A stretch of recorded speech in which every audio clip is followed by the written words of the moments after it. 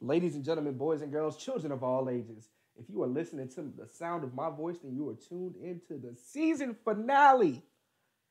Season finale. Let me say it one more time. Season finale of Marking Out Amongst Friends, the podcast, episode 21, season 1.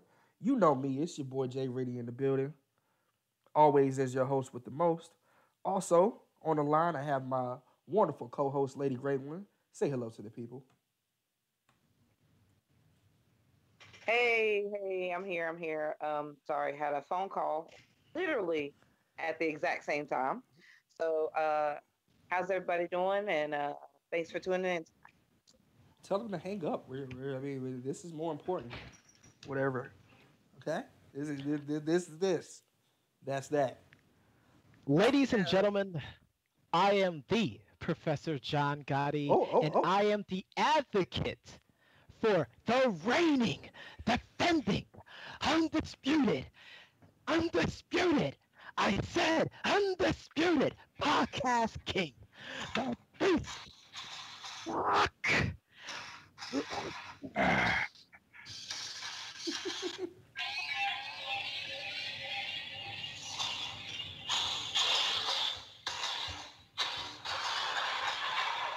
The podcast beast has arrived back on Marking Out Amongst Friends.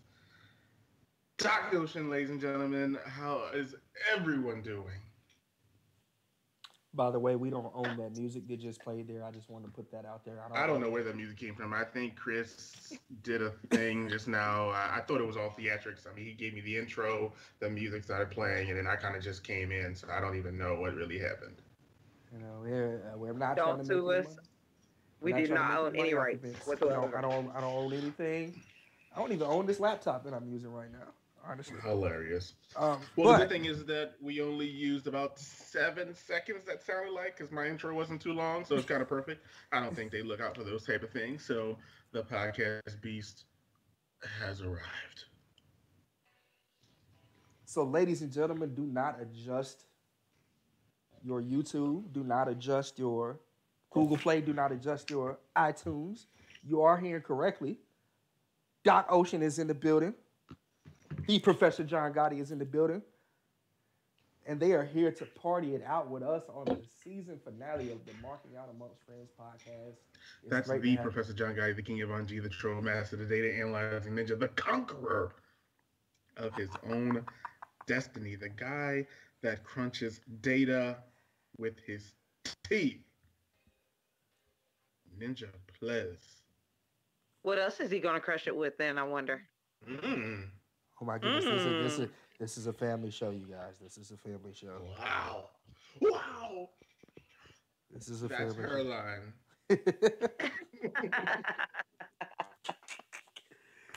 It is great to have everybody on the show. First and foremost, just jump right into it. As I've mentioned 100 times since the show has started, this is definitely our season finale. And since this is our season finale, I want to give a little time to give thanks to everybody who has made Marking Out Amongst Friends what it is, who has put into the success of Marking Out Amongst Friends, the podcast. And I want to give thanks first and foremost to you guys, the listeners out there, who has made this happen. There are many people who get to watch wrestling and many people who get to discuss wrestling who don't get to actually do these podcasts. There are people who write who never get the chance to write a book. There are people who sing who never get a chance to record a song. So we want to thank you guys for giving us the opportunity to be able to do this on a weekly basis. Can't do it without you. There is no mark without the marksman out there. And there are no marking out amongst friends without any friends.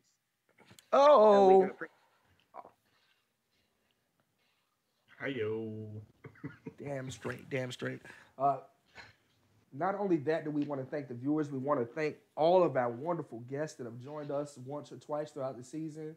Uh, from my man Wavy Vegas to my man Mr. Stratisfaction himself, to my boy Wayne earlier in the season. All right. Also to my man Sean Mark that was with us last week, or 2 weeks ago, excuse me. So all of the guests that have joined us and took the time to mark out amongst us as friends. Thank you as well. And last but not least, thank you to the two guests that we have on the show tonight, Doc Ocean, the Professor John Gotti, the whole debate amongst friends family, the whole business amongst friends family. Shout out to Duke It Out there. Shout out to the Duke. Shout out to the Duchess as well. Without all of you guys, this wouldn't be possible. So definitely thanks to you guys out there. Thanks to you, Doc. Thanks to you, Professor. No problem. We definitely saw an opportunity to expand the Business Amongst Friends brand and bring in some wrestling knowledge.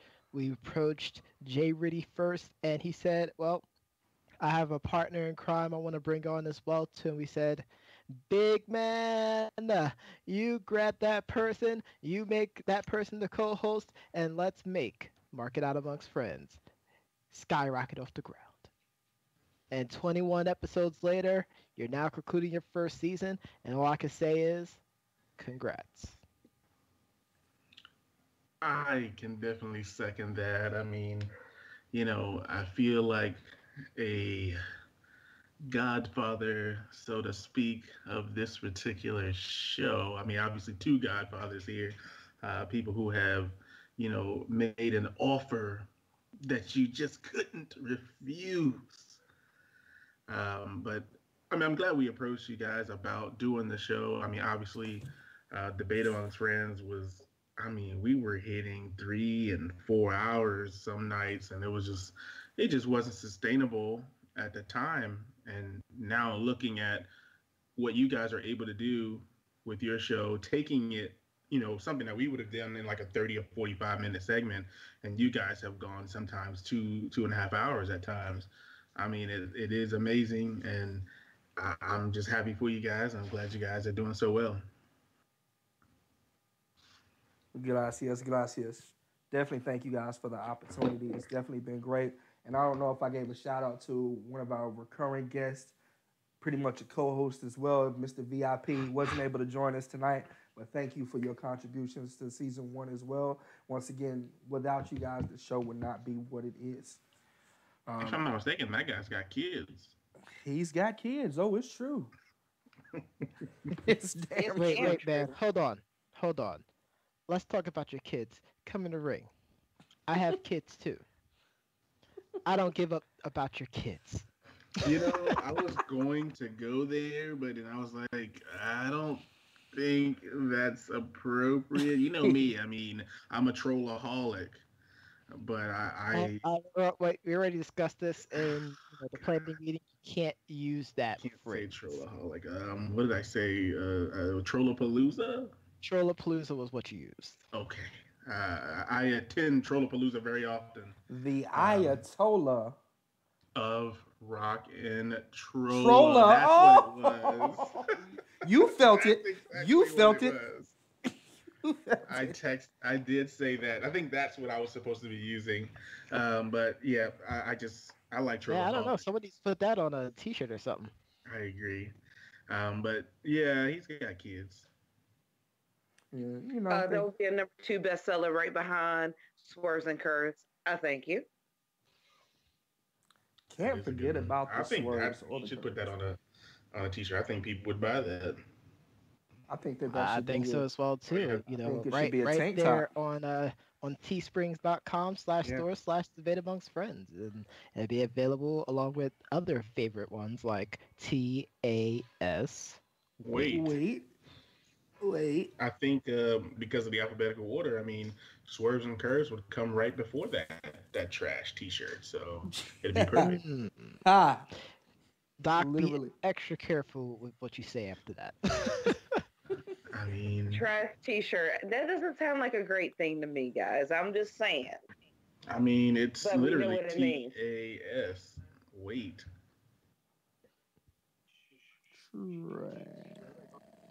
Trash. Definitely make sure you guys go out there. I think we would have to do a skit and literally show people exactly what happened in the commercial for the trash T-shirt. Yeah, because I feel like it's just been like I think that calls for a trip for the Doc, the beast of podcasting, to head out here to the state of Texas, and I think we should make that happen. We got to talk to Scott about making flight plans to make that happen. Well, I mean, I don't know. I mean, the trash T-shirt technically was found in North Carolina, so the professor may have to come back to see if literally he might be there when we go back. It is actually possible. I'm like a ninja, a data analyzing ninja. The There you data go. analyzing ninja himself, the conqueror. See, it doesn't work when I do it. It doesn't. I tried. I put a little spin on it. No, no, it didn't. I mean, you have to feel it. I mean, it's almost like I don't know if You you've gotta ever say listened it to with your chest. like I don't know if you've ever listened to Edge and Christian's podcast, but like when Christian says he wants to squeeze Edge's butt, I believe him. Uh, Now, uh, if it sounds to me, it sounds like that's already happened a few times. I I'm mean, just saying. he said it. He says it at least once a week. I feel like, and I feel like when he says it, I believe that he really, really wants to squeeze it. Jay, It what just kind sounds of like show are you Captain running Christmas here? to me. I don't know. I said earlier this is a family show. This is just went, straight TV 17 right now. Who books this crap? I mean, that's what happens when you bring back the podcast beast who doesn't show up to these things until, Brock Lesnar shows up to Raw. I mean, that's just how it is. This is true. This is true. You have So, the dynamic duo, the genesis of Yeah. all things. The hashtag team neutralize is in the building. So, I mean, you have to just you got to run with it. I mean, you can only try to control it, but I mean, sometimes it's Sometimes just it's just uncontrollable. yeah. I mean, All you you have to could do is just sit there, put up some shades, and watch the fireworks. yeah, you have to hurry up and get to your next topic. I mean, we could do this for a long time. well, without any further ado, there was a pretty eventful weekend that happened this weekend. It was quite plentiful, if you will. A lot of comedy. I saw a lot of comedy this weekend. So. There's a little comedy, a little wrestling, you know. Eh. Anyway, we'll jump right into it. First and foremost, Saturday was NXT's Takeover Brooklyn 4. A lot of hype going into this event.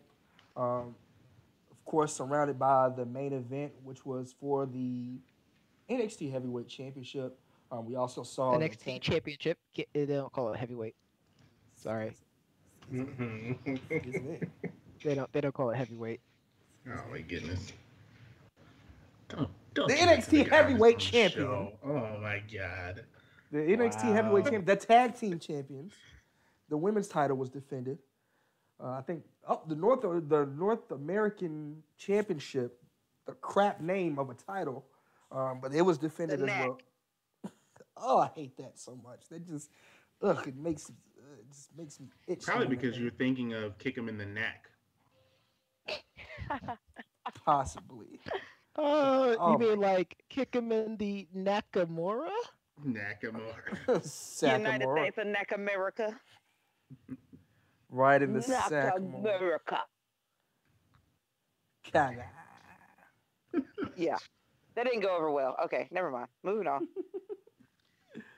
All right, so Brooklyn 4 had a few events to occur. We had the singles match, Bianca Belair, that was not televised versus Deanna Perrazzo. She gets the defeat easily. Of course, the Bruiserweight, also not televised, defeats Zach Gibson easily for the United Kingdom Championship.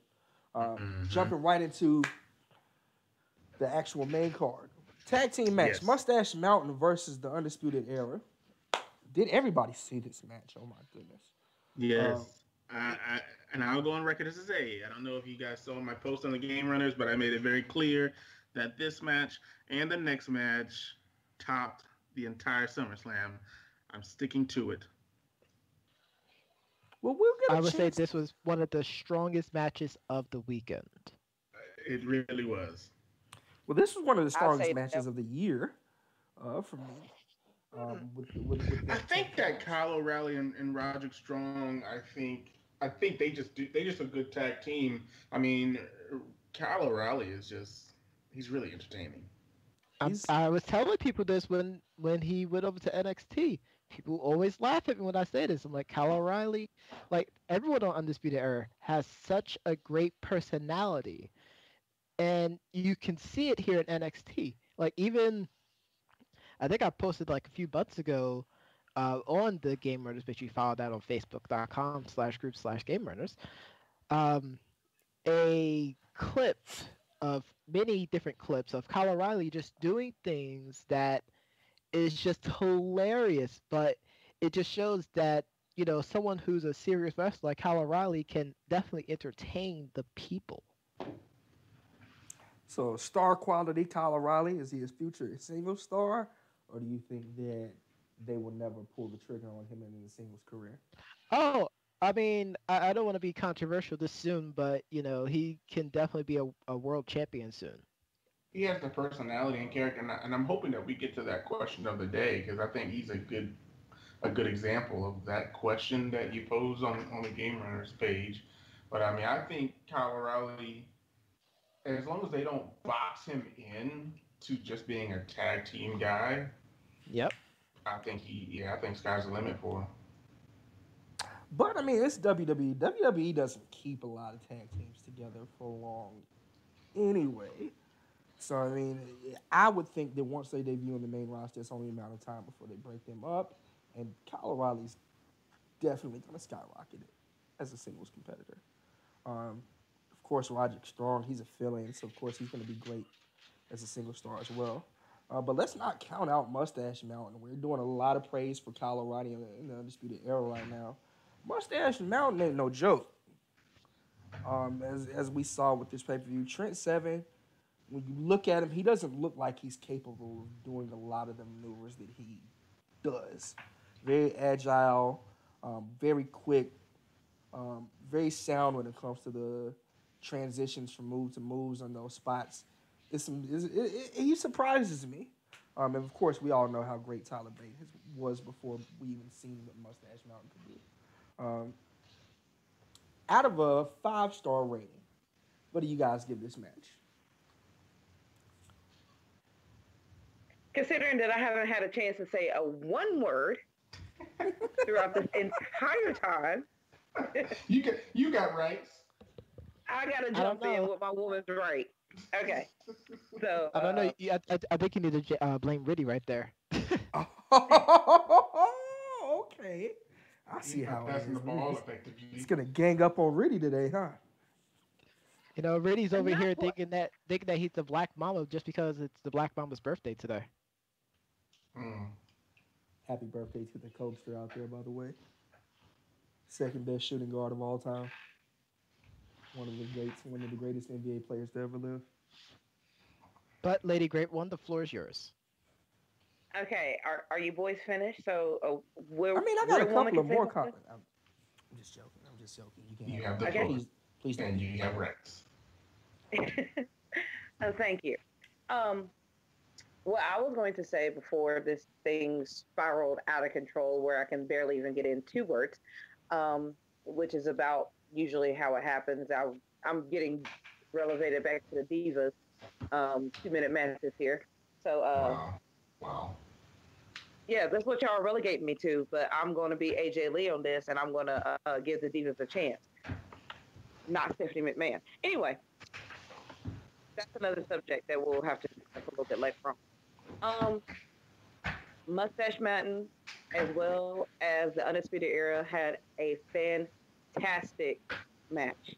To me, this was hands down a 6 out of 5 stars. This was the best tag team match I've seen in the last, oh wow. I haven't seen a tag team match this good in a really, really, really, really, really, really, really, really, really long time. Let's just put it that way. And if they continue to allow the tag team to be this good in NXT, the main roster needs to step up or step out, because Undisputed is coming. Either way, boys, the floor is yours. Wow. He didn't Wow. hold on to it very long. He gave it back to us very quickly there. Uh, Wow. I can't believe she's saying that. uh, just because nobody's perfect, I hate to give a lot of people 5 stars, but if I'm gonna give any match 5 stars, I'm gonna definitely give it this one. It's definitely a 5 out of 5. I'm not gonna go and say 6 out of 5 like Lady Great one did. I think that's a little overhyping, but great spots in the matchup. I was happy to see the Undisputed Era retain. Um, Once again, you see a lot of star qualities with O'Reilly.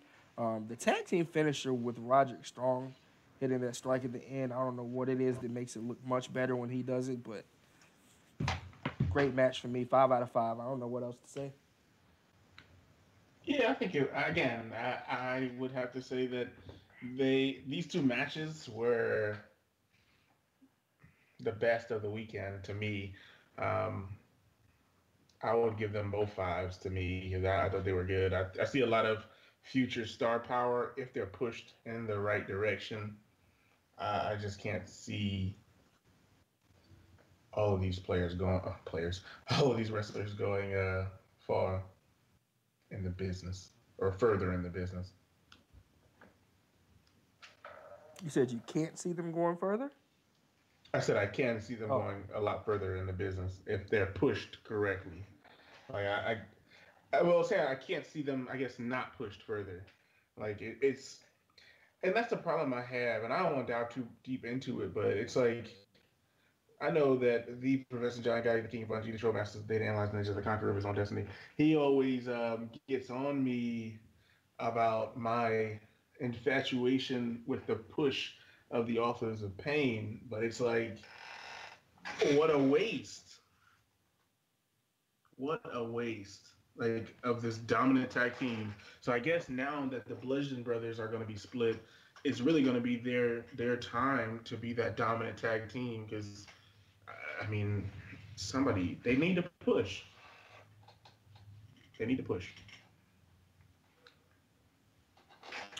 okay, okay. Gotti, what you got on us? So the match, I'm with everyone else. It definitely gets that 5 star. It kept everyone engaged throughout the entire event. There was never really any downtime throughout the match. And that's something that NXT has a great reputation of is delivering high quality matches. And especially with their tag team division. I mean, can we really name a really bad tag team match in NXT? I cannot. No, not at all. So I feel like this is just continuing that trend, and we're talking of 4 great workers who individually can deliver high quality matches, but then together they give us this magic. I mean, the fans chanted "Fight Forever." I mean, granted, let's not talk about the Marks and the Smarks real quickly, even though this is marking out amongst friends. But this was a well-deserved "Fight Forever" chant in this match. It was Arguably, definitely. I cannot say that there was a single lull in that match. Like most of the time, there is a small point where the crowd just gets real quiet and there's nothing happening. I did not recall hearing that lull in this match.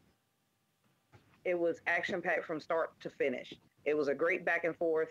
I mean, I've got nothing but praise for these 4 gentlemen right here. Nothing but praise. Yeah, I can definitely agree with that, and I think a lot of it speaks to really more so just the formatting of NXT. And I'll kind of more ask the question I have lingering. I'll ask more so once we get out of NXT and into SummerSlam. But I think that a lot of the booking that NXT does is the reason why it's so successful. But jumping into the next matchup, another great match and a lot of great matches that occurred this weekend. Velveteen Dream. The Velveteen Dream probably has the brightest future of anybody on NXT, which is a lot to say, being that they have an abundance of talent down there. Um, Velveteen Dream versus EC3. Of course, Velveteen Dream gets the W in this great matchup.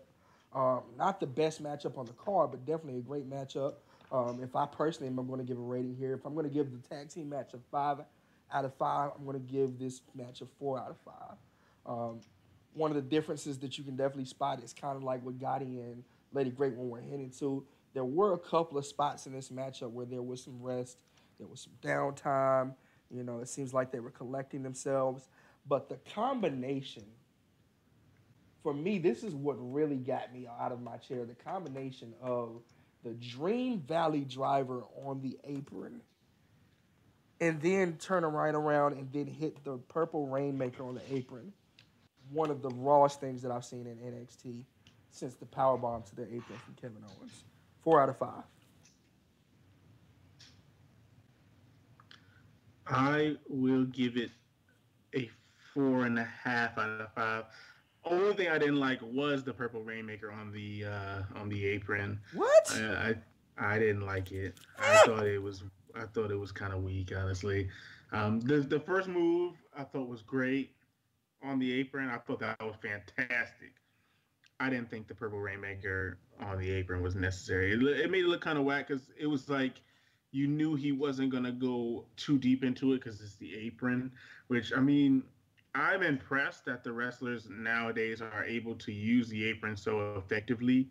Um, I mean, I give them a lot of credit because it's something that I hadn't seen until like maybe 2 years ago when you started seeing the likes of Kevin Owens and like Seth Rollins and some of these guys. But well, I guess I can't say that because the Undertaker used to do the leg drop and whatnot.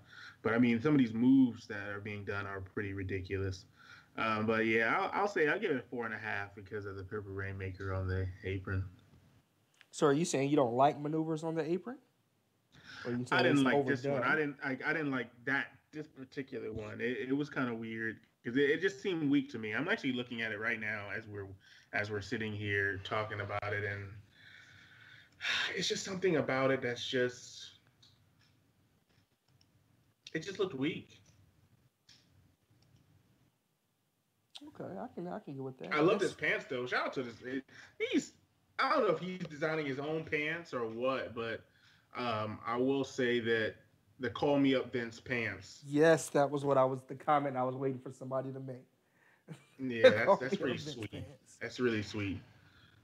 Oh, and ECD, I guess EC3 did a good job too. Nobody's really giving EC3 any praise out of this. Honestly, and then I'm going to turn it over to someone else. I think EC3 he has the look um, of a certain prototype. Wow, I Oh, he can't believe went you said there. that. I'm just gonna put it out there. He has the look Of a of a prototype, maybe a fellow Well, I mean, to doctor. be fair, he had that same look before. but now he has the following to go with it, and you know he's a little step above the prototype. So you saying he's similar to a doctor, much like yourself, of another practice, maybe thugonomics, maybe? I would say so. A I man don't, who can never be found because people just can't see him. can't see him. He A also man, a doesn't man want. who just as much has the same three syllables as HLR instead of EC3. You Hmm. know, Yeah, Well, yeah. the 1% versus the one, so to speak, in And I WWE. don't think, and I don't think he wants kids. I was I gonna say think the he's guy kind of who making for who who enjoys shuffling his knuckle, but I feel like that might be too far. Okay, say we have a family show, family show, family show. Family show. Kids, do not Google what he just said. Do not. I'm just glad that someone caught that reference. But I mean, please, the floor is you guys. I mean, I just felt he just reminded me of a prototype. well, I'm gonna go ahead and jump in on this one. Now, this is gonna be a little bit of swerves and curves here, but to me, this match was only about a three. Oh Uh, God, I fainted. Wow. Wow. yes, yes, I have to be a little bit harsh on this one because I didn't quite feel the chemistry between Dream and EC3 as I was hoping for.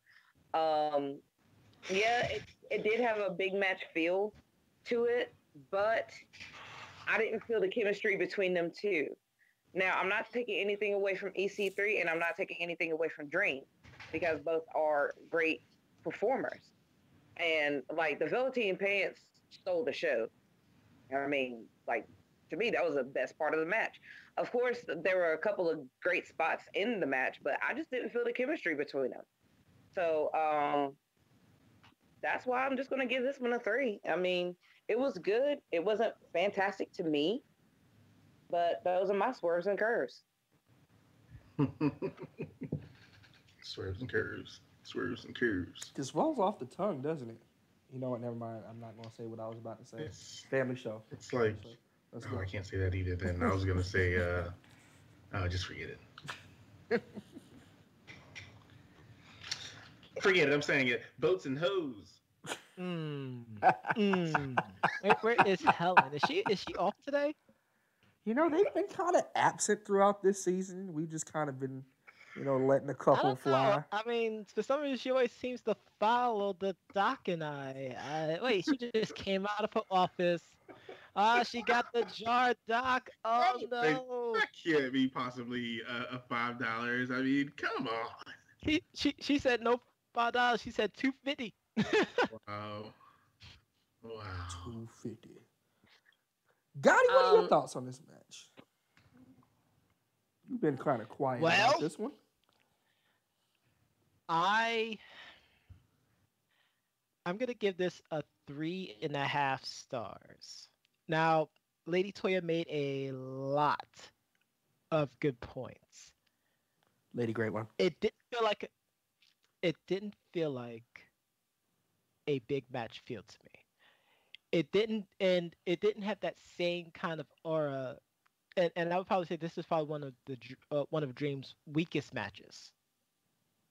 It didn't have the same kind of aura that he had when he was about to face off against Ricochet, and especially against Aleister Black. Like there was really no payoff happening there. I Now, while I enjoyed the match, I didn't feel like the chemistry was there, and Lady Great One mentioned that before. Even the ending, I felt like could have been done a little bit better.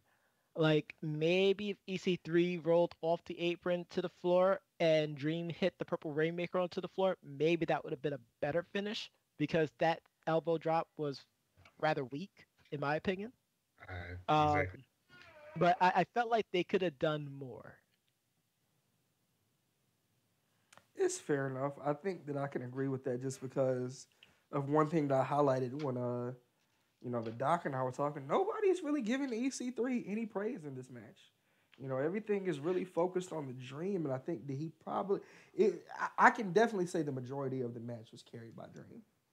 Well, I don't know if you realize this, but Velveteen Dream is from that area, so the doc and I definitely are going to put more emphasis on the Dream for this because this is another big moment for him at another takeover show.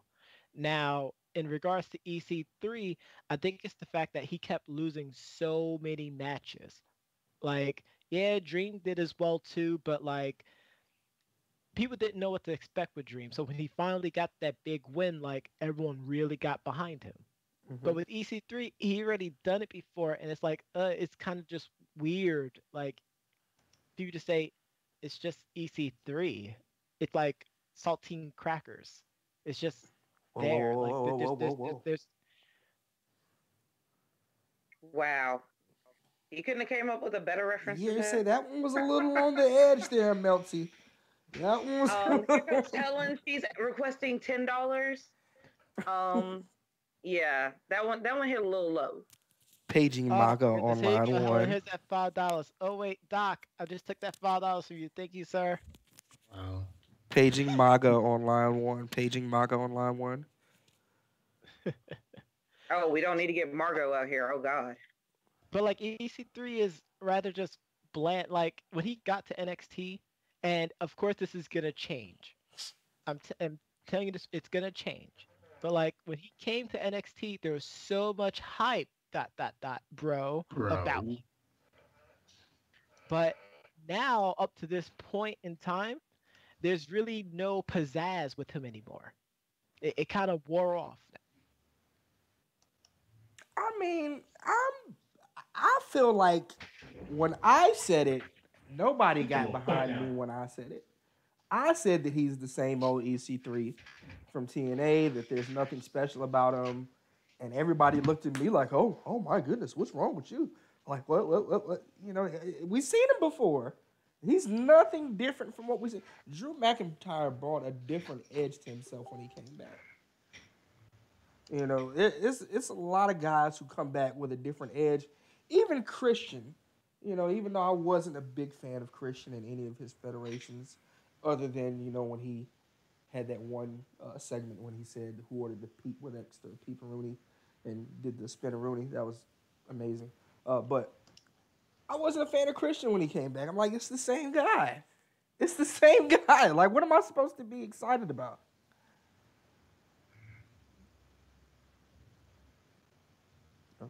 Nobody's going to defend EC3. No. I Uh, wasn't really. Oh Lord, I wasn't really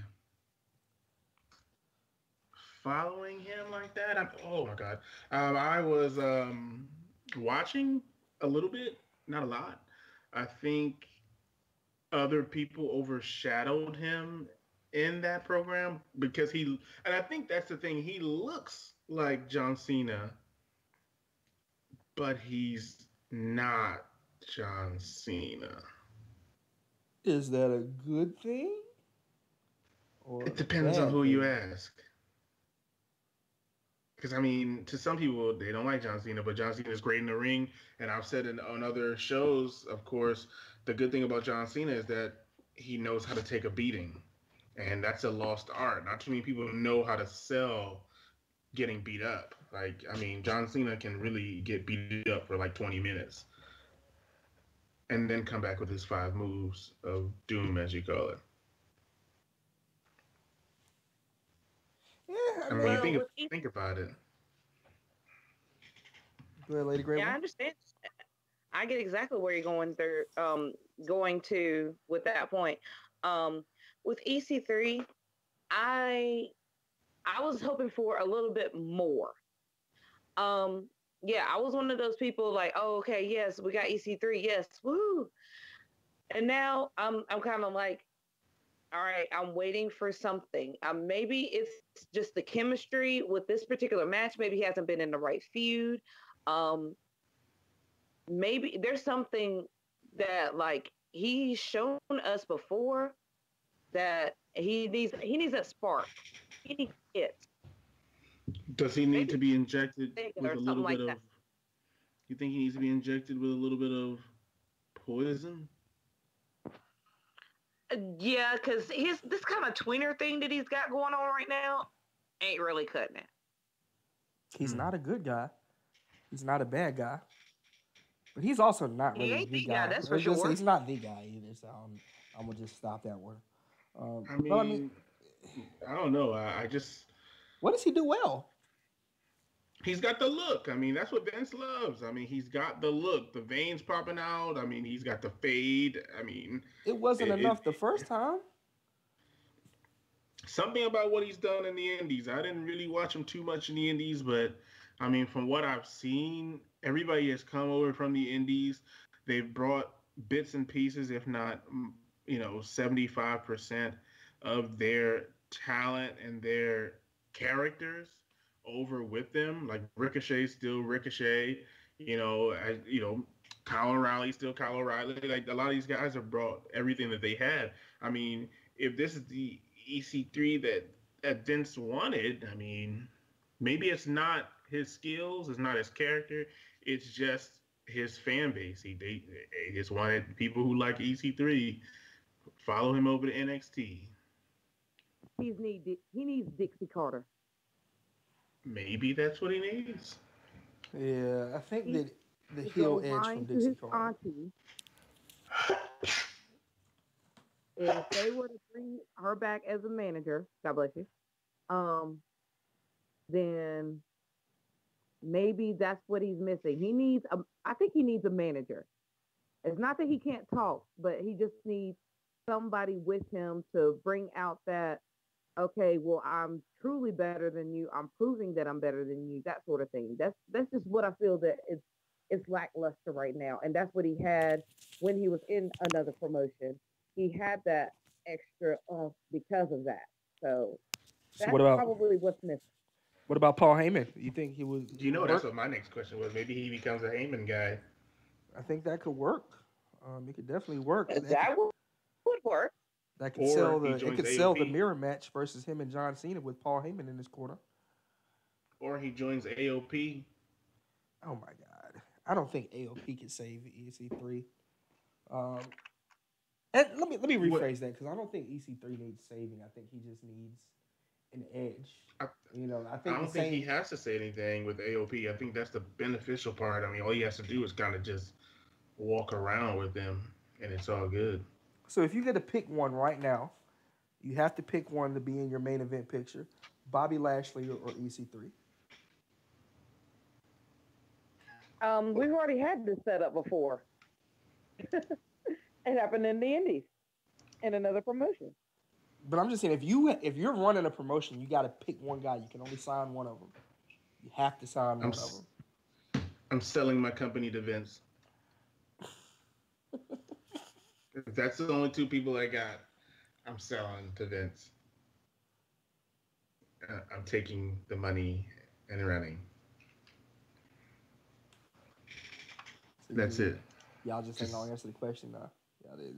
No, nobody. just take my money, Vince. I don't want to do this. There's nobody else. Nobody. You got to pick one of them. The rest of your roster is set. You got to have a big name to go into your promotion There's in the no main event way picture. my roster is set if those are the only two names that are big. I mean, it's not an all-star company. You're not gonna have like the best of the indies on your team.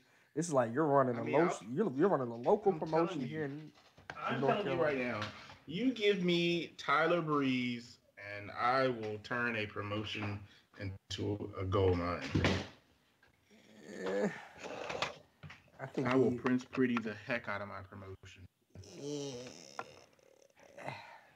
Are you gonna make him a face? He, he can do it all. He can be a face. He can be a heel. Like I don't think it matters. I think honestly, he's just a guy. Like he's the guy. Prince Pretty is definitely a heel character. Like definitely like he wouldn't even be. He's not believable as a face now. He's definitely he's definitely a heel character. I Prince would Pretty versus AJ Styles would be great. with AJ Styles as a face, yes, it would be wonderful. It would be great, but it won't happen. So, but I guess if I had to choose, I guess I would probably choose EC3 because I don't like Bobby Lashley's spear. That this vertical suplex that he's doing is just not doing it for me. So, yeah. Honestly, if we're Yeah. gonna pick one, I'm gonna pick Lashley over EC3. That head, I mean, it's just ridiculous. Like it's so big, and that stupid headband. It's just. Oh, but when I mentioned Baron Corbin's hair, I'm the worst guy ever. You are the worst guy ever. Because you got a guy who comes out here. You've been hating on him since he came out of NXT. I mean, he gets way too much hate. I'll give him some praise from time to time, not often. No, you give him way too much hate. I mean, there's too much hate in that Game Runners group. I mean, the hate is so real on Brock, on Corbin, on the modern day Maharaja. Oh, you know how I feel about the modern day Maharaja. I'm a fan. I have the shirt. I mean, you know, Corbin should be champ of something. You know, I'm tired of all this crap. But let's go on. I could do this all night. Lady Great One. You didn't answer the question. EC3 or I don't know Bobby? if she wants to answer that question. That's a ridiculous question.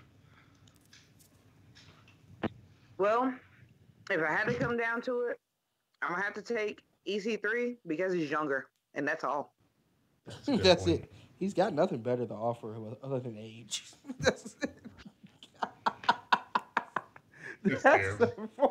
That's so horrible. I mean, is he really that bad of a wrestler though? Seriously. He's not a He's bad not a wrestler, bad but wrestler. Bobby It's just the Lashley's not a fact bad that wrestler. nor He's is Bobby righteous. Lashley, but between them two, like the feud that I saw previously was kind of a snooze, but at least there was some more personality shown from Bobby Lashley during that time. Mhm. So, yeah, I'm just gonna have to go EC3 just because I think that. Well, no, my original statement was correct. He's younger. That's all. So next match on the card, we got probably the second best match on the card here. Arguably first, if you ask the right person. Ricochet defeats Adam Cole. Baby. Baby. Baby. That's right. You gotta say baby. It's like with Wheezy F baby, you gotta say the baby at the end. But Ricochet and oh my goodness, Adam Cole put on a match. What a match. Ricochet comes with the W. I love that he does this. What is it? The 720, 640. What is it? It's not the 450. Whatever it is. 630. 630. I'm off with my figures right now. But love that maneuver. Always amazing spots. He's probably one of the best high flyers, if not the best high flyer in the world. He's second, only to Will Ospreay. But I don't know if anyone had a chance to see Ricochet versus Will Ospreay, but their series of matches were absolutely entertaining to watch. So if you're ever bored, ladies and gentlemen, both on this panel and listening, definitely check them out. Especially, I want to say their New Japan bout, actually. Their New Japan bout as well as their Defiant bout as well too. The Defiant one's a little bit more infamous because the actual ropes actually broke when they was doing their sequence backflip off the ropes. So definitely check it out. Absolutely. But as far as the match goes, I'm gonna give it a 4.5 out of 5. I think that Adam Cole, I think this is one of the few matches that he's really had a chance to show how great he was. And that super kick off of that springboard moonsault is probably the second best super kick that I've ever seen on wrestling behind the super kick on Shelton Benjamin. Agreed. Hands down. Excuse me, everybody's agreeing. Oh my goodness. This isn't right. I'm actually gonna get this one, and this is a 4.75. And I took off. It would have been 5 stars, and I only took it off because like a lot of the things that I've seen before between these two.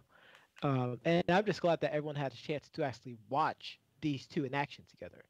Um, so that's why I took like a quarter of a point away. Like, it is what it is there. But other than that, though, their chemistry has not left whatsoever. Um, and it was just high octane fun, and it left everyone in that arena on their feet. I didn't see not one person sitting down because it was just nonstop action. Dare I say, total nonstop action. Wow. He went there. Wow. That's probably the first plug that they've gotten in a while. Uh, Definitely one of the few plugs they get on this show. Not that I hate TNA or whatever, but it's just not worth my attention. Okay, can I go? Can I go?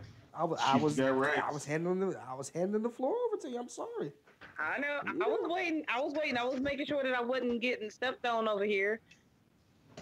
So, My microphone is on mute. You got to put some bass in your voice. No comment. Some people might need a lethal injection.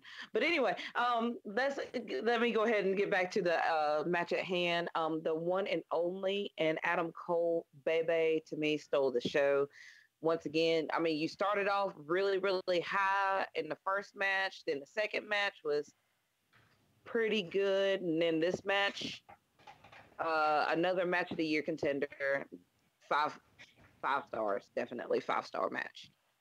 There was nothing negative I could say about this match because Adam Cole got a chance to show off and show out, and catching Ricochet with that super kick right there to the neck. That timing was perfect. The chemistry was perfect. Um, yeah, for me, this was a 5. I don't know why you wanted to take away that that quarter of a point there, just because that's who you are. You're a hater. Um,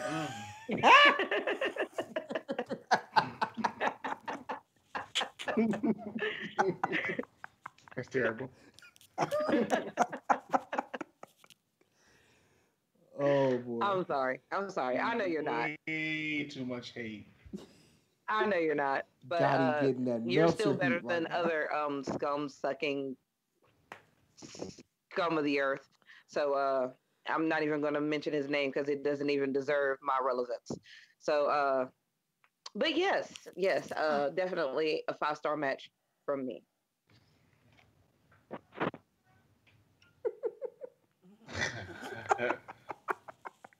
Wow. I'm just I think it was a pretty intense match. I like the fact that Adam Cole was able to not keep up with Ricochet, but kind of dictate the pace a little bit. Because I mean, Ricochet can go like then that, and I don't think anybody's mentioned his, even though it's normal, his corkscrew over the rope was very impressive,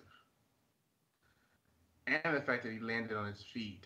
I mean, I know it's something that we're used to, but even still, it's something that's still a sight to see. And like he looks big on TV, like he looks like a pretty big guy, but he's so small. But when he jumps over this rope and hits Adam Cole on the outside, I mean, that alone kind of brought the score up for me. But ultimately, I think for it to follow those previous two matches, I would have to give it a 4.5 as well.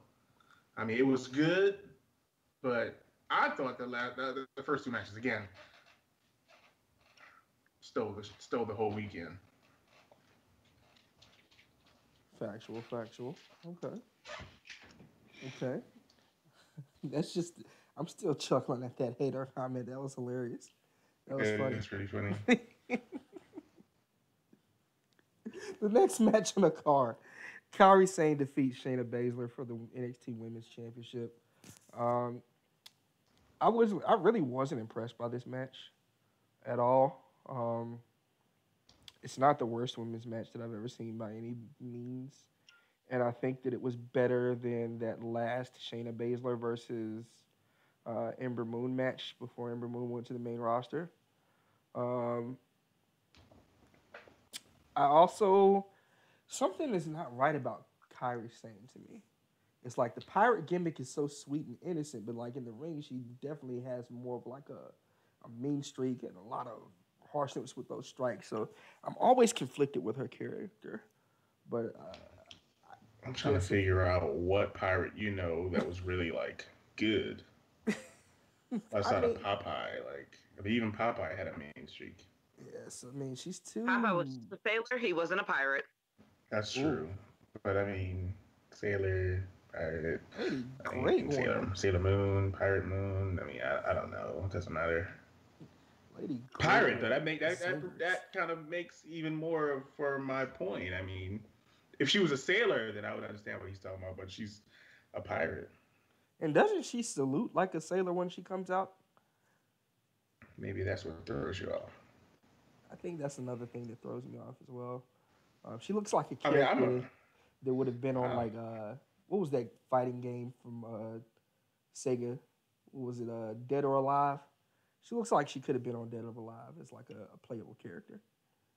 I'm a big Baszler fan. I'm so looking forward to her coming to the main roster. I think if they were to do anything, they would take those four ladies who all have that MMA background and they would make a little faction out of it and just let them run wild on the whole women's roster if it was up to me.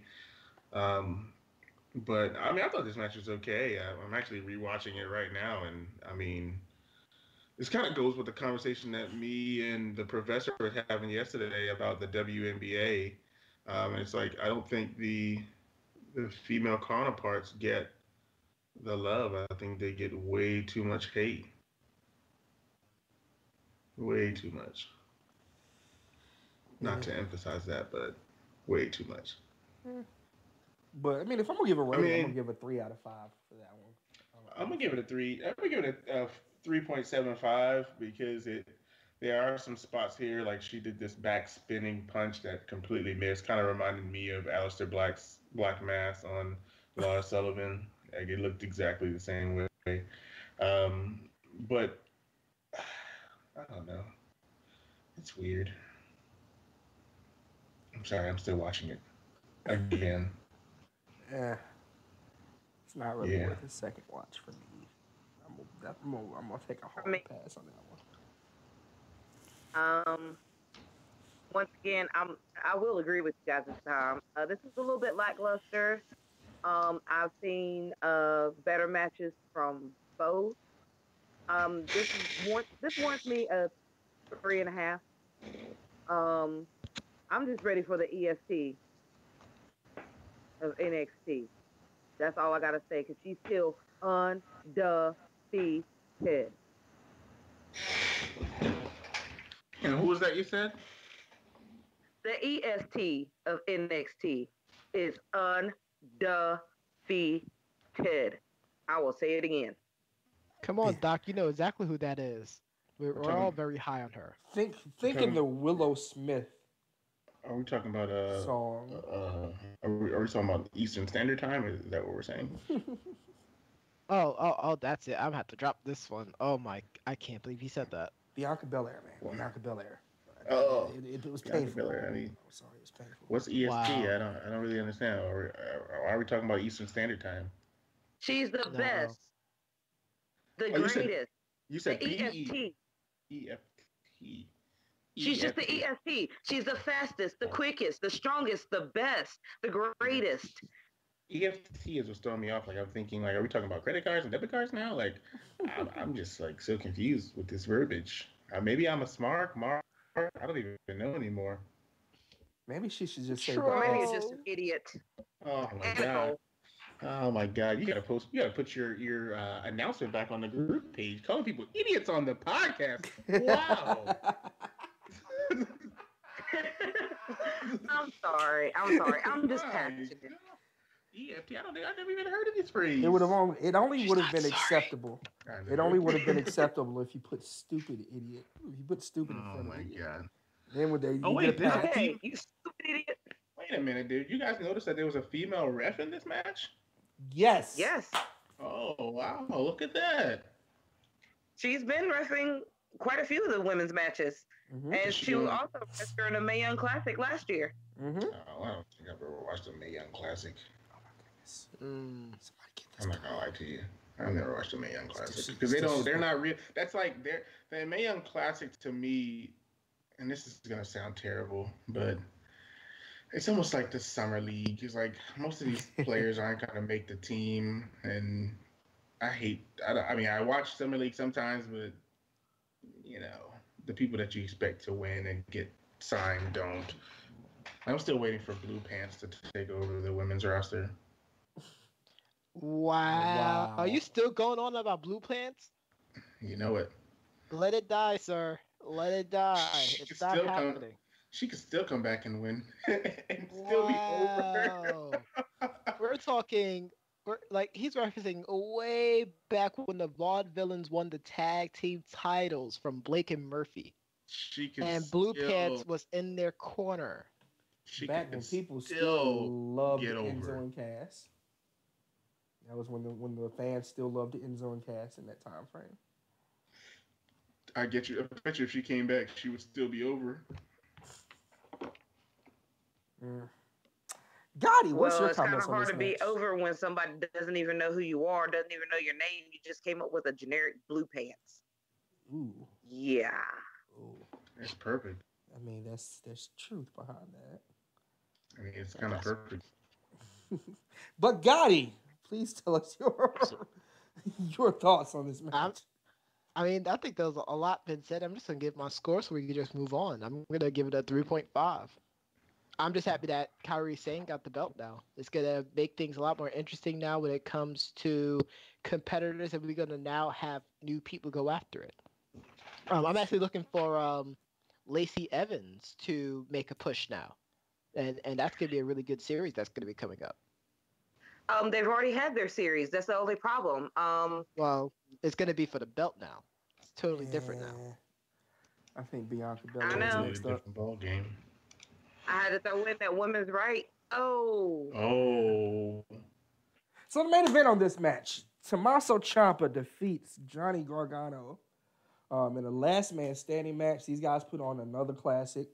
They have been carrying what the past 3 or 4 takeovers, which Yep. is not even really a knock against the rest of the roster. It's just that they've been that good. However, when discussing this last man standing match, as much as I think that the high rating that I'm going to give this is really going to be purely off of the emotion and the story alone. Just going to give this. I'm going to give this match a 4. I did not, and a lot of people are going to be pissed off about this one. I didn't like the ending. I thought the ending was it was complete crap, and it could have ended a lot better than that. Especially with some of the maneuvers that Tommaso Ciampa hit throughout that match that should have put Gargano down. He loses to hitting his knee and dislocating his knee on a random box in the crowd. Trash.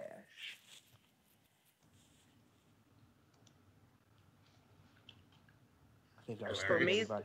I think I've stunned everybody.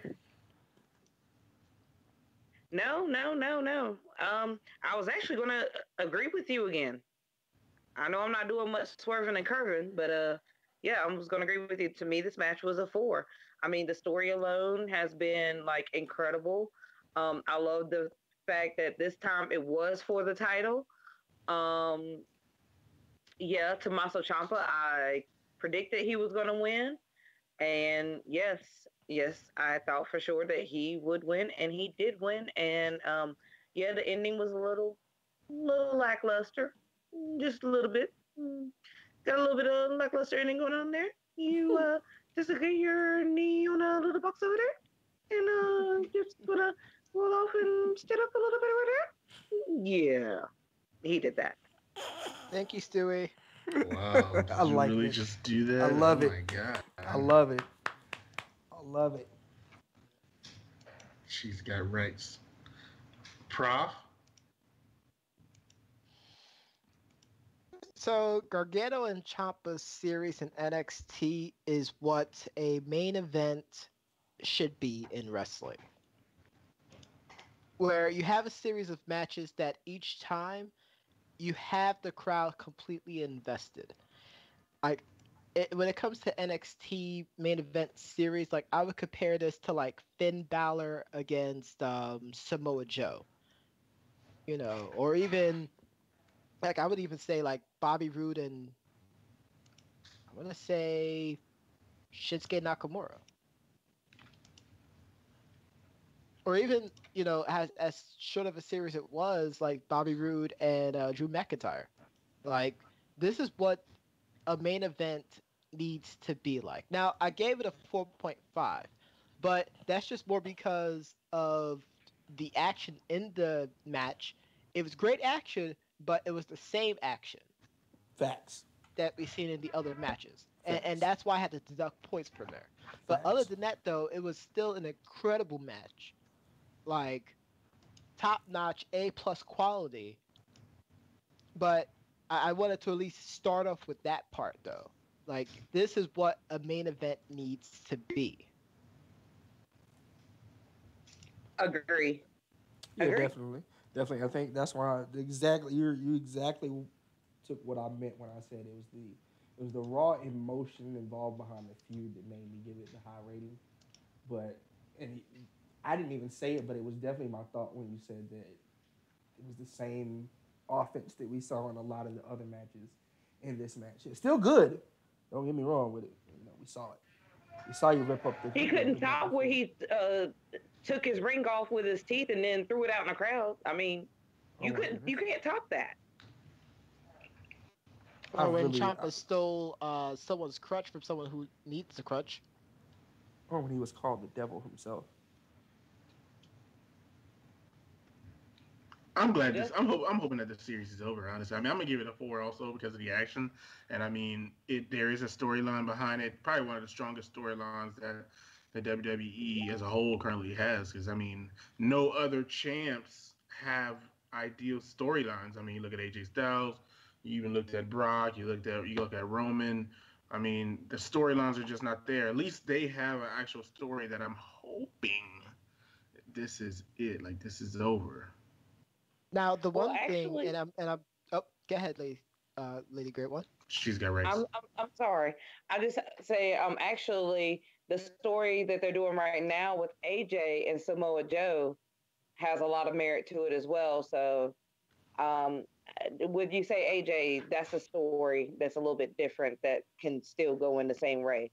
And this is also Sami Zayn and Kevin Owens all over again, almost right. And I'm so glad she said that because that was gonna be my point. The one thing that I fear is we're gonna get the same things once they go to the main roster. Right. Now, while their best matches in the main roster was that Battleground 101 match, and I've asked many people to try to tell me a better one that the two had on the main roster. Like there needed to be a definitive end, and there was never a definitive end. I feared this might end up being that way between Gargano and Ciampa as well too. To the point where they become tag team champs Again. again, Yeah, like Cesaro and Sheamus. they're gonna turn Remember into. that feud technically never ended either. That was a terrible feud, by the way. It was a Terrible. terrible feud. But I just hope that it's over. I don't want to see that anymore. I mean, they do a great job beating the heck out of each other, but I don't want to see it. I'm looking forward to them moving forward. I mean, I like Champa as a champ. I think he's different. He's not somebody that you would expect to be a champ. But shout out to Triple H for having the guts to pull that trigger, the proverbial trigger, when Aleister Black went down. Could have just put it on anybody else, really, but went with this storyline here. Could have put it on Dream. Could have put Dream in that E- match. Exactly, and then just really anybody.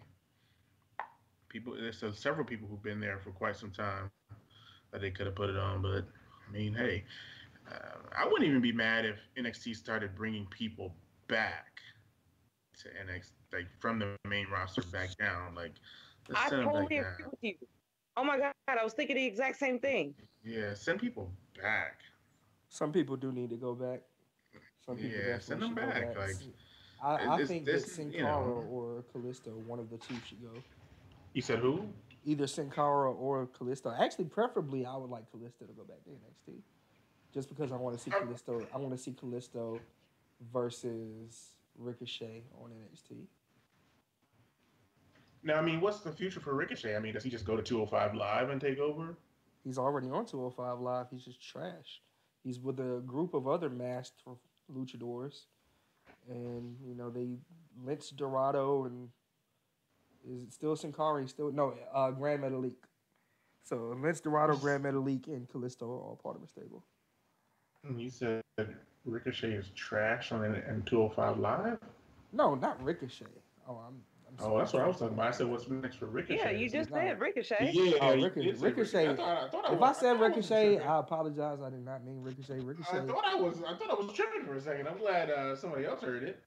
I think he I would. heard it. I too. was waiting for someone else to say it because Yeah, I was like, he definitely said Ricochet was trash. And I'm like, well, dang. I mean, I was what the like, heck? I mean, I don't even know what the show is anymore. I can't support it anymore. You're gonna have to pull the plug on this. He would be the biggest star in 205 Live, but it'd be a waste. But I would like to see him versus Cedric Alexander, who I also think needs to be off of 205 Live and on the main roster.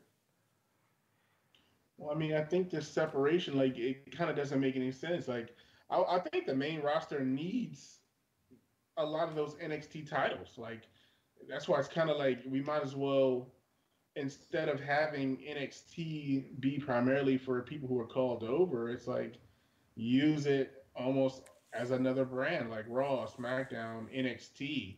Um, like send those guys who don't get any airtime back to NXT. Like, let's get them out of here. Like, I Yeah. want to see. I want to see the bruiserweight on Raw or SmackDown. Like, that's what I want to see. I don't want to have to tune in to 205 or wherever else, the NXT live to see the bruiserweight. He needs to be on TV, prime time. I think 205 Live is like two or three guys that were away from becoming legitimate.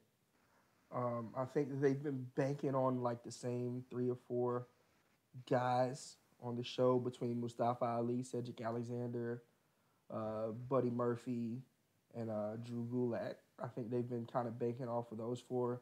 And there's some guys there who are some decent names. But really, I mean, they've been earning their checks off of those four. And I think that they I need. love the 3-year-old piece of gold. Sorry, I had to put that one in there. Feel the rush. Yeah. I don't know. I don't know. I just think that it's just not a sustainable business. Like, I understand they want to bring that old WCW cruiserweight flavor with 205, but those cruiserweights are actually on Nitro. You know, like so people were able to see them. You're talking about I gotta go to the network, you know what I mean, to watch the show. I don't really want to do that. I want to just turn the USA or wherever else and just see them. Like I gotta go on the computer. No, come on, I say bro. scrap 205 Live, keep the best guys, and make it every show division to where it's on Raw, it's on SmackDown, and sometimes on Or, NXT. or if they're gonna do that, if we're gonna do that, bring back like Saturday Superstars or something. No, You know what I nobody, mean? Like do something nobody. like that. Like I don't want to log on to 205. Like You can, give me more. Like I'm telling you, the main roster needs that NAC belt. It needs, ugh, you know, that that ugh, NXT title. Like that NAC belt ugh. can be that the UK title. I mean, that needs to be on the main roster.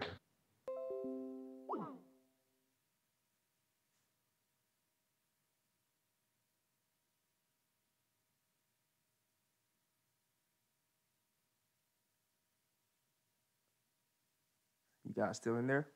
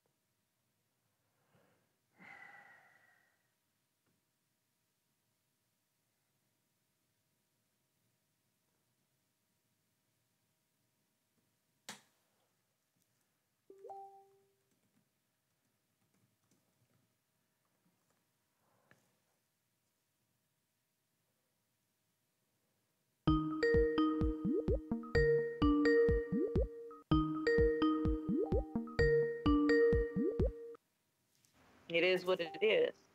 It's actually quite funny. So, It is actually.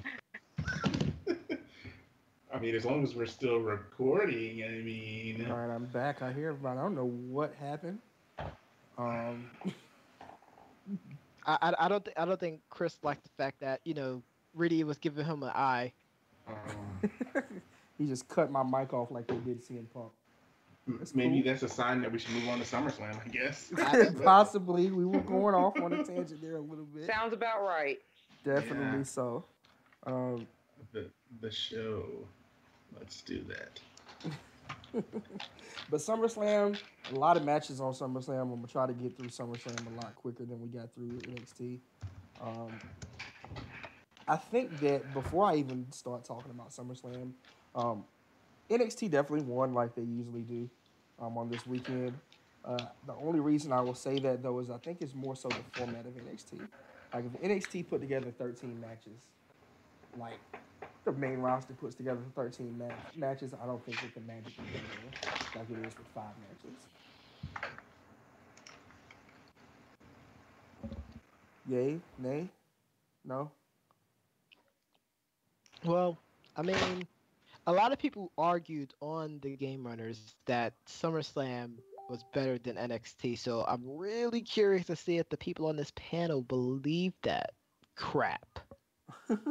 I think that was definitely the closest that it's been since the inception of Takeover. Um, I think this was definitely the closest matchup, and I think there's a lot of good things on SummerSlam that a lot of people don't want to acknowledge just because it's the main roster. You can't celebrate the main roster when anything. So Well, just I to think me, the biggest, I would say this though, I would say that the biggest issue with SummerSlam and with fans in general is the fact that they enjoy comparing it to what should be the developmental. But the fact that the developmental continually put out high quality matches each pay per view or each takeover, like it already puts the main roster's big four shows at a immediate disadvantage. I think the so size is the immediate disadvantage. Mm-hmm. Look at how long and how big the main roster is in comparison, definitely, to the 5 match card that you get with NXT Takeover. Mm-hmm. I think that's very overwhelming for a lot of people when it comes to trying to compare the two. And yeah, Absolutely. instead can of I? having these little 2 minute squash matches, we're Right. not going to mention that, but we are going to mention that. Instead of Hmm. having that, then why not give like better performers, better workers a little bit more time, or make the matches just a little bit more in depth in story, I give mean, it a little bit more background. I think I it's mean, a I hate to race. ask this question, but I mean, does everyone have vision insurance? I just want to make sure everybody has vision insurance and they can actually see quality because obviously everybody needs to go to their local optometrist to get their eyes checked because there's no possible way that they looked at the screen and saw this SummerSlam that had 2 disqualifications, 2 squash matches. I mean, the, the the main event was like 6 minutes. I mean, come on. Tell them, Doc. I Tell mean, them. They need to know this. I'm just trying to see what in the world were people seeing that I wasn't. Well, I just that don't even and get it.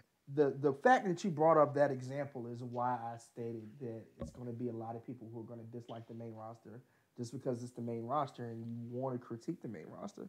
Because what I just said about the main event on NXT being a decent match but a finish that's not that great, everybody lost their minds when AJ Styles and Samoa Joe were having a great match and it ended in a disqualification. Now that's a knock. That's trash booking. But you just had Johnny Gargano get put into multiple objects, get slammed into a bare mat, and get up before the count. He got buried with an announce table and a person. Two out of the last three AJ Styles matches has ended by disqualification But once Or again, shenanigans. or once again, shenanigans. once again, had AJ Styles What did been, I post? What did but I had he, post? Didn't but I had say he been AJ buried, Styles is becoming less phenomenal and had I they take anybody else? had they booked that same finish with AJ Styles and Samoa Joe that they did with Tommaso Ciampa and Johnny Gargano, everybody would have been all over it. Had John Cena been put through a table and then buried with a table and a person on top of him and still got up at 9, they would have screamed Super Cena. Oh my god. Am I Who's lying? screaming super anything though? But am I Nobody on lying? this roster right now is super anything but Roman, because that's the way it And is. it goes back to Roman. We're not even talking about Roman right now. I'm just talking about super. Like, there's nobody Well, else on this roster that's super. I thought we was about to start talking about these matches. Like, I don't I even know where we're going into these tangents right now. I just wanted to throw well, that out I there. think the whole idea was that he brought up that SummerSlam was close, but I mean I thought it was a landslide. NXT was just ultimately better. The women's matches were better. The tag team matches were better, and the single matches were better. I just thought it was ultimately a better product. I mean, The worst part is those two women matches on the main roster card. and they were trash. I disagree. I disagree. I think the triple threat SmackDown match was better than the NXT Women's Title match. Are you kidding? I agree there. We just all gave the That one was NXT a titles saving match a grace. 3. We just all gave that match a 3. We can't defend it and give it a 3. I wouldn't give Charlotte versus Becky versus Carmella more than a 3. I felt like Shayna Baszler and Kairi Sane actually showed better in-ring psychology than these three put together. Carmella still can't really wrestle, so anything that she does sometimes doesn't look good, even whoever she's in the ring with. She's just a good entertainer. Becky Lynch is the best wrestler to me in that match. Charlotte Flair is just there because of her DNA. She's got royalty in her DNA. I actually agree with that statement. Like, Becky Lynch is the best wrestler in that ring. Charlotte can do all these flips, which she almost killed Carmella out there with that corkscrew moonsault that she did. Almost killed her. That's because Charlotte's Not heavy. even killed. Not even killed. Killed her. She's heavy. I mean, it's going to look like she's going to kill any of the No, other man, women it that was they have on the terrible. roster. It was terrible. You have all Terrible, these as Chuck would Sasha, say. you have all these Carmella and Sasha Banks and Bailey-sized women, and they can't come up with chemistry when they fight somebody that's bigger than them or when they go against somebody that's bigger than them. A lot That's of the why I'm reason looking why forward Nia to Jax Shayna got hate. Baszler. That's why I'm looking forward to Shayna Baszler coming up there. I hope they don't make her job to Charlotte. I hope they let them actually have a match and let Shayna Baszler dominate Charlotte, because that's what needs to happen. So jumping right into the show, let's try to run down Jump this into it. roster. I mean, we can start with that. We can start with that match and then work our way back if you want. We got to give the pre-show some highlight. Mixed tag match: Andre the Cien Almas, Zelina Vega versus Bury Lana Rusev. Day. How is this a burial? It's a loss. So every loss. The fact that he's on the pre-show is a burial. After he was the main, part of the main event. Oh my god, I almost. It's because he was with Lana. Lana's a pre-show talent, if anything. Oh my god, I'm throwing up inside. Lana's a pre-show talent. Is she not? I thought Lana was the best. Lana number one. Lana is only signed because of Rusev. They're gonna Rusev and because she's fine. This establishment. I'm gonna say because of Rusev and because she's fine. Great success. I agree. I think he could go to somewhere like Evolve or Progress and make a big splash out there. But see, he's wrestled the same his entire WWE tenure. His whole moveset, everything he's done. I've been a fan of Rusev because he's got a strong power style. But it wasn't until Rusev Day started that all the other bandwagon fans joined in, and now everybody thinks that he's being buried. He's not. There's nothing being buried about Rusev at all. At all. I can't even believe you just said that. I mean, this is ridiculous. Who on this panel? I need a beer to finish this show. Who on this panel was pushing Rusev in social media before Rusev Day? I thought Rusev should have got a push a long time ago. I don't even really like Rusev Day. I don't care about Rusev Day. Rusev was on his way to the top. Once they broke up that League of Nations thing, Rusev was good. It was like perfect for him because he didn't need those other losers. Sorry, I didn't mean to call them losers. But I mean, I think once they finally got away from the stereotypical foreign heel thing, right? He really started to bloom in his character. I thought at that point, this is pre-League of Nations and post-League of Nations. I thought he should start having some kind of a push. Yeah, he Uh, slimmed down a little bit. It was perfect. Mm. Do you Eh, think he's still catching flack from the fact that they went on and kind of ruined it by announcing that they were getting married when they were trying to break him up and put uh, Lana in a program? Do you think this is still just remnants of that? no, because he's been on a higher level since that than anything. He's had a match with the Undertaker, which very Uh, few people get to Oh, come have. mm, on. Oh Come my on, don't, god. You don't, gotta don't. Oh I my can't believe you god. say that. Come Skip on. So wait a skip minute, me. are we gonna Nobody really else act this like guy. so Oh wait a my minute, wait a minute, god. wait. Are we gonna really act like because you're trying to judge this match on the presence of how well the Undertaker can wrestle or how many stars you're gonna get out of that match. It's Are you still the serious? Undertaker. Trying You don't even get booked in that spot unless you're upper card. Like Don't you remember? Wow.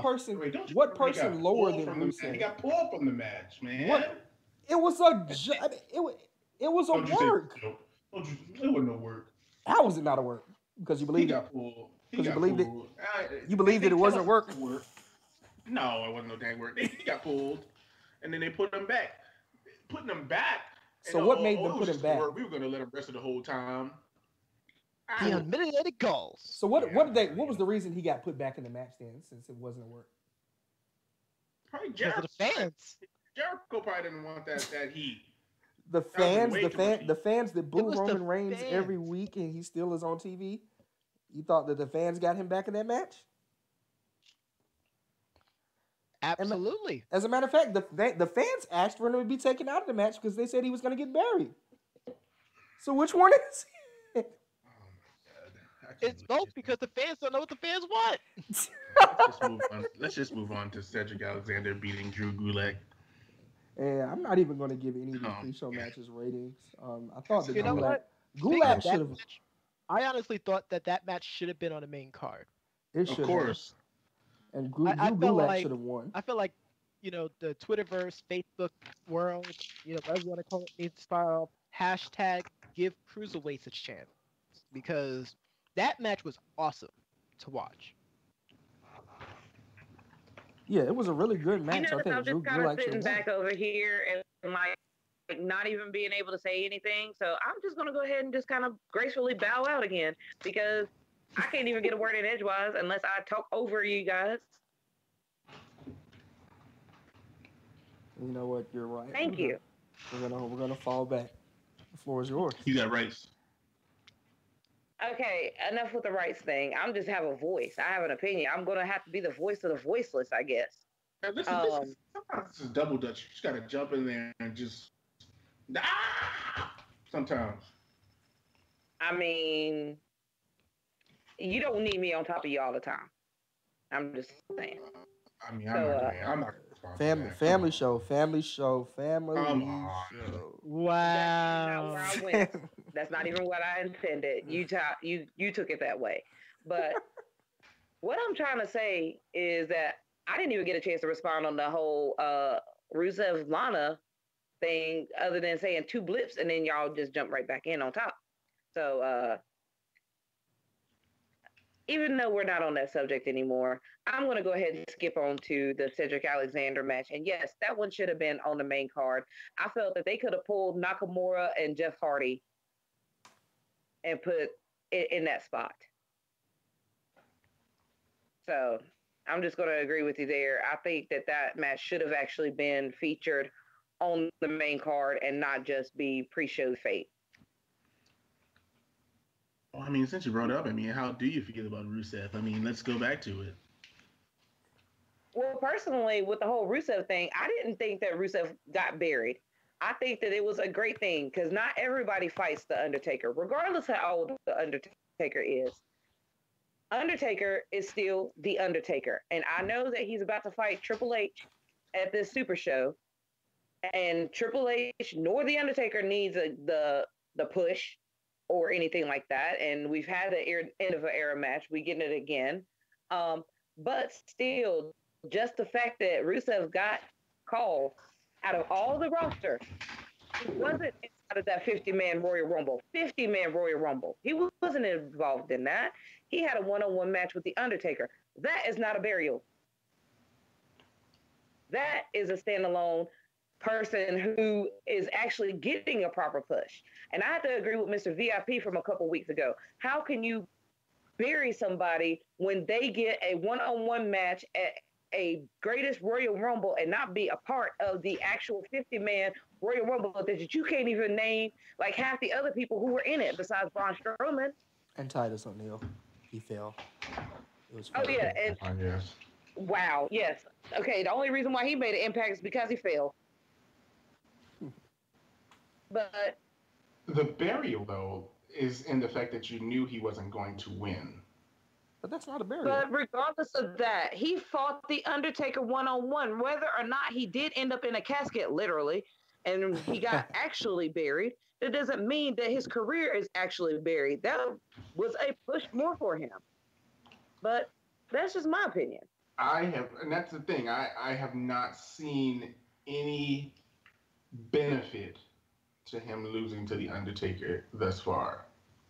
The benefit was he actually got a one-on-one title match against AJ Styles. Yes, he may have lost it, but still, he got a one-on-one fair match against AJ Styles.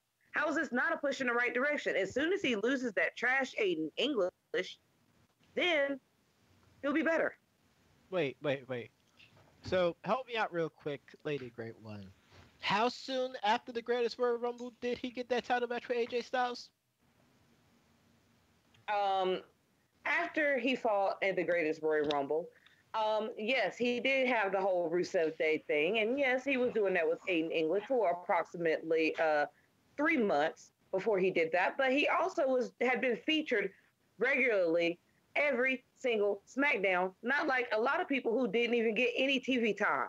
What's the last time you seen Ty Dillinger on TV? He was in the 50-man Royal Rumble match. Also, he put on a great match with Shinsuke Nakamura at a pay-per-view as well. But every single week, he's been there. He's been on TV. He's been featured. Everybody is in love with him doing the Rusev Day thing. So where is the... Paige and Shelton Benjamin on line one, please. Thank you. You can't... I mean, I can. We can do. Listen, I can do this all night. My thing is, there are people. Yes, he's on TV. Sure, he's on TV. Absolutely. But so was Enzo before Enzo was fired. I mean, he was on TV. That didn't make him great. He was just on TV because he can run his mouth. Rusev is actually legit a really, really good wrestler.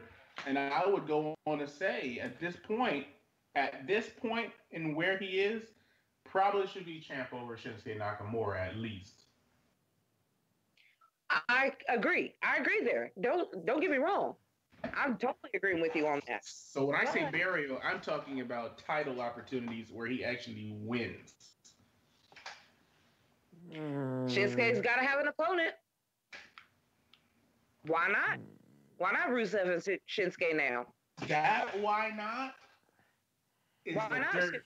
That why not is the dirt of the burial. That's the part I'm talking about. Why not is the dirt of his burial.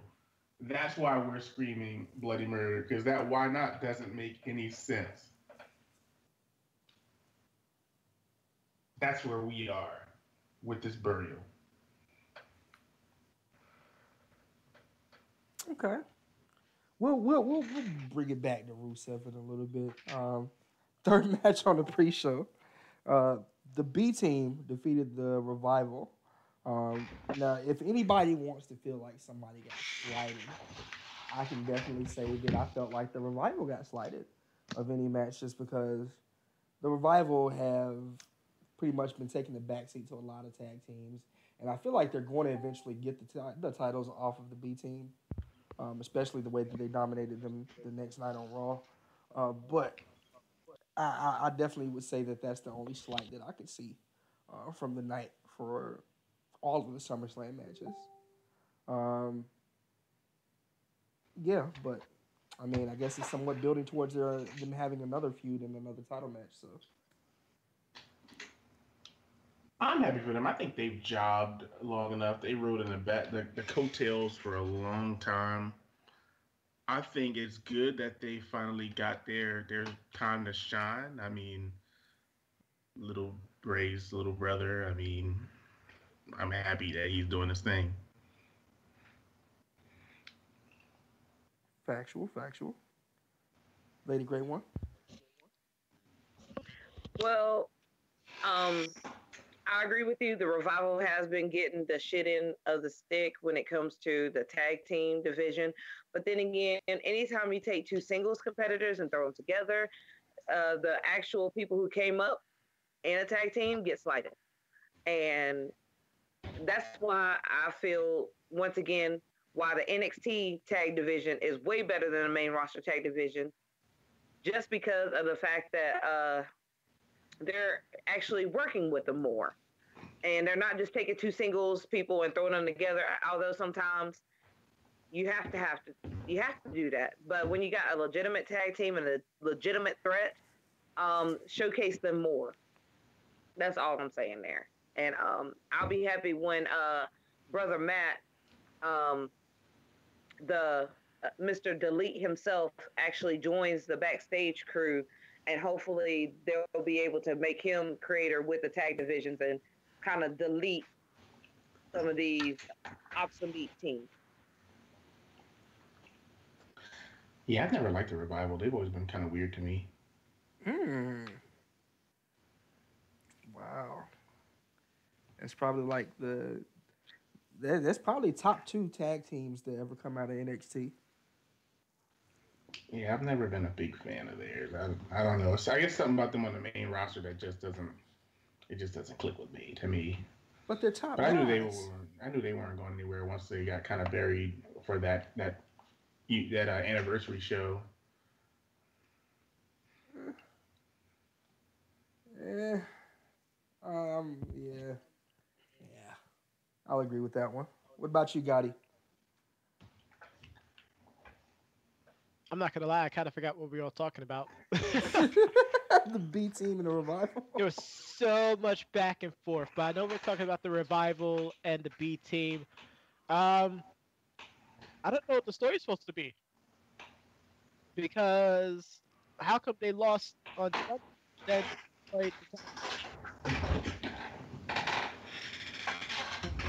times what the game is having is going on here, and people in game run came all the time. Like, what's the end game with the storyline?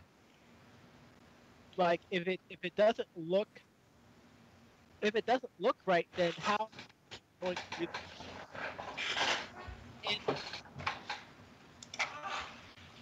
Yeah. So basically, you're saying if it doesn't look right, then how are we supposed to?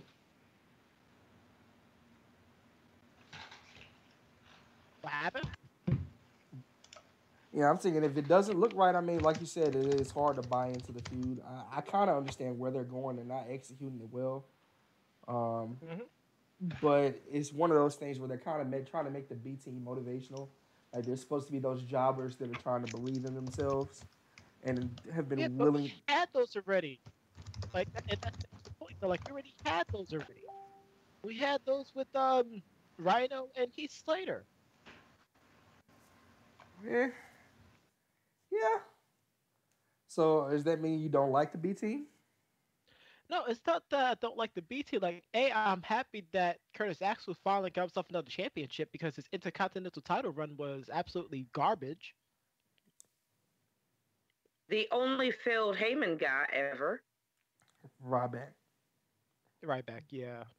Ryback's in there. I'd say that Axel was worse than Ryback. At least he still got a job though.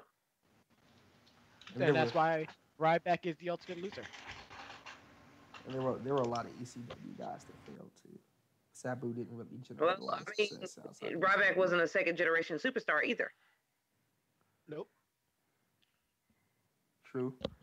And I think there's a lot of pressure And on Curtis Axel was Axel for actually a that. third generation superstar. Yep. Can't forget Larry the Axe Hennig. I'm sorry, I did forget that. But um, either way, He put the Ryback didn't axe in have Axel. any famous daddies or granddaddies in the business. So a failed Paul Heyman run doesn't happen too often. and it's happened twice. Cesaro. Yeah, Cesaro's run was pretty much of it. Pretty much the only two successes on the main roster under Paul Heyman have been CM Punk and Brock Lesnar for very different reasons. And really, CM Punk didn't really Okay, need so you're Paul just Heyman. gonna completely disregard the entire ECW roster? You're not gonna call them Paul Heyman guys? If I No, really said, he's talking about. Well, actually, because he also managed the Big Show too. yeah, wasn't really great. But I mean, the Big Show did get an ECW title run out of that, though, I believe. Yeah, but that ECW title isn't worth the paperweight that it is right now. But I mean, with ECW, um, with the ECW, he did create a lot of stars that kind of skyrocketed elsewhere after they left the ECW or after they came to WWE. Um, so I'm gonna give Paul Heyman his credit. He definitely has an eye for talent when it comes to that. So I'm not gonna sit here and knock him, but when it comes to the era of the Heyman guy, there's only been really two successes. And that's Punk. And Punk didn't even really need Heyman. But moving right along, we're going to go on to the main card. The show, the match that opened up the show somewhat, or really got everybody on their feet. Seth Rollins versus Dolph Ziggler, again for the WWE Intercontinental Championship. Once again, these guys brought down the house just like they always do. I think that was one of the matches that you can point to and say that, just like other matches, this is one of those ones that where these guys can keep going and going, and it's still going to be a really good match. So I was definitely happy with the match itself. I love the whole Infinity boot that Seth wore, very dope. And it just kind of made you realize like all the moves that involves his kicks, like the super kicks, the curb stomps, the variation of knees. I think that they put that he put that whole thing together well. But all in all, a great match there.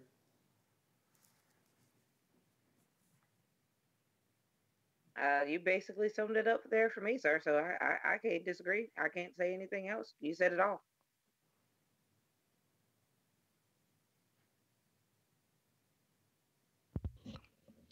Well, I would say this was, and a lot of people would say, the best match of the card. Now, that's good and bad for two reasons. It's good because it just shows the quality of work these two people have. Um, I mean, when you think of one of the best sellers on the main roster, I mean, it's Ziggles all the way. No one on this panel can deny that. As far Nope. as main roster talent who can sell, it's Ziggles. And of course, Seth Rollins is, the Iron Man of WWE. Two, I, well, one of four of Iron Man in WWE. And I might throw in a fifth one, but I think that's because it's going to be controversial if I said the fifth one. But Go ahead, say your fifth. I want to hear your fifth. Who's your fifth? oh, the fifth is Roman. I knew it. I felt it when he said it's going to be controversial and said he's going to say Roman. I was thinking the same thing. Don't feel bad. I was thinking the exact same thing. I don't see the controversy there. Well, and that's because people expect them to be like number one on the list. You know how Roman Knights are. Come on. I'm a Roman Knight, and I'm putting him fifth. Then I disregard that last statement. Hey, I'm just saying. I mean, you got to know where your place is. 1 through 4 are all incredibly close, but number 5 is up there, but he's just not number 1. It's just unfortunate that 2 of the 4 are his Shield brethrens. Mm-hmm. I think the Dean Ambrose one would be controversial just because he's coming off of an injury, but before that, he was definitely an Iron Man before that injury occurred. And then who else was in there? Who we gonna say? Styles is in there for the top 4 or 5. Oh well, mine must be completely different from you guys because outside of Seth, there was Finn, Daniel Bryan, and of course Dolph. Those were my four. Mm. So See, I have Finn as my part of that front four. Mm-hmm. okay, but I wasn't saying AJ. That's why I was like I was a little bit taken aback there. Um, I don't know, man. AJ's definitely top 10 to me. The regardless. I mean, he's kind of carried SmackDown for like the last year and a half. So I mean, I gotta give it to him if I give it to anybody. But Okay, okay. moving right along, next match on the card. Another match that I thought was a really good match that I just hated the way that it ended. And this was starting to be one of the few matches with the Bludgeon Brothers that I really liked. But it was the Bludgeon Brothers were defeated by the New Day by disqualification, so the title didn't change hands. Um, I think really the only knock to that match really was the disqualification. And that's really tough coming from me being a hater of the Bludgeon Brothers. Love their theme song though. I can't say that enough. Um, to me, this match had really tough spot having to follow them. Following that Dolph and Seth match, they were in probably the toughest spot of the night, and they held their own. Yeah, we did get a disqualification ending, but I'm glad that there was some redemption there on SmackDown. So yeah, they were in the toughest spot on the card.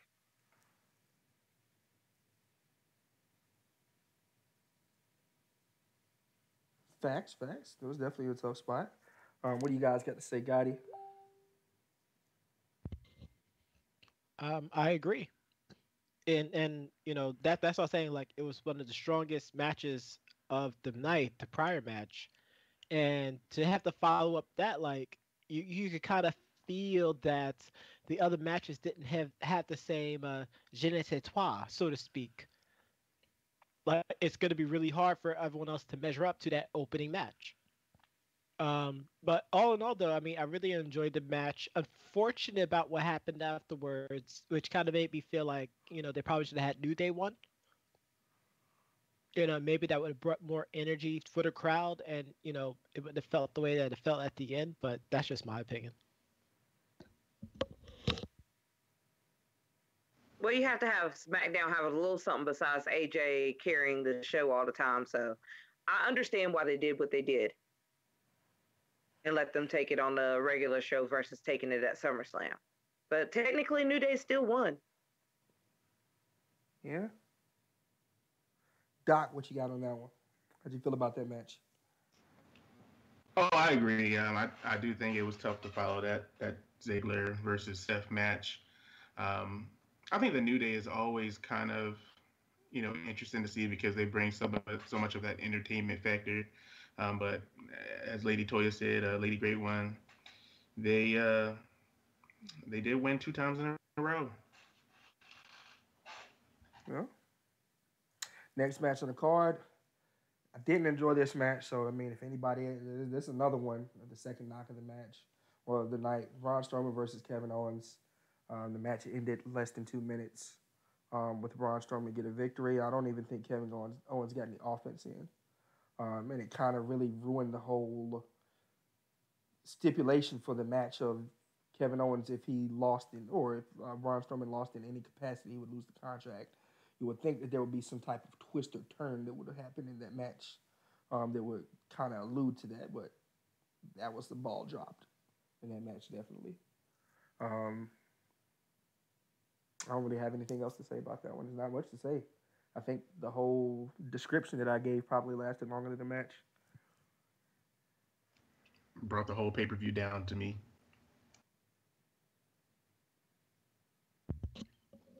I agree with that. I would say this is on par with the Finger Poke of Doom, in my opinion. I would This say was almost the worse burial. than the second one. Yeah. I'm sorry. I'm sorry. I didn't even hear a word you said because I said something at the exact same time. Oh no, go I for it. I was just saying that it was even worse than the second poke where Jeff Jarrett just laid in the ring for Hogan. Oh wow. Um, in my opinion, if there was anybody who got quote unquote buried during this, KO got buried. But um, this was just a way to put him on the card. That I don't see um, what benefit this had for Owens whatsoever. So yeah, this was a drawback. I understand why they did what they did at the end, obviously, but yeah, trash. Next. So Charlotte Flair defeats Becky Lynch and Carmella and wins the SmackDown Women's Championship. I think that the match itself was okay. I think there was a lot of people gave a lot of flack to this match. I'm not going to say this is anywhere near 4 or 5 stars by any means. You know, if I'm gonna give it a rating, I'm gonna say it's about 3.25, 3.5. Like I stated earlier, it's better than an NXT Women's Championship match to me. And then what brings it to that level even more is just the fact that we finally get a heel Becky, which without that heel turn, she had been lost and forgotten on the main roster for a long time. And I think that everybody was happy to see that happen. I think that we couldn't have had that if Carmella would have retained, or if any other way, or if Becky would have just straight up won because of skill. Um, I think that this match to me was a lot higher than what you boys are giving it. To me, this one is actually a 3.75, almost a 4. Um, because, well, I love having Charlotte win. I love Charlotte being the 7-time champ. Um, I think that a lot of people berate Charlotte because she wins everything. And yeah, you could say that it's a genetically superiority, or just the fact that her last name is Flair. But I love the whole thing. And actually, Carmella did a very, very nice suicide dive there through the ropes. Is something you never see from Carmella. But what was up with the pajamas at the beginning of the match? I know she was supporting Natalia and the Hart family there with the black and the pink, but yeah, the pajamas kind of threw it off for me at the beginning.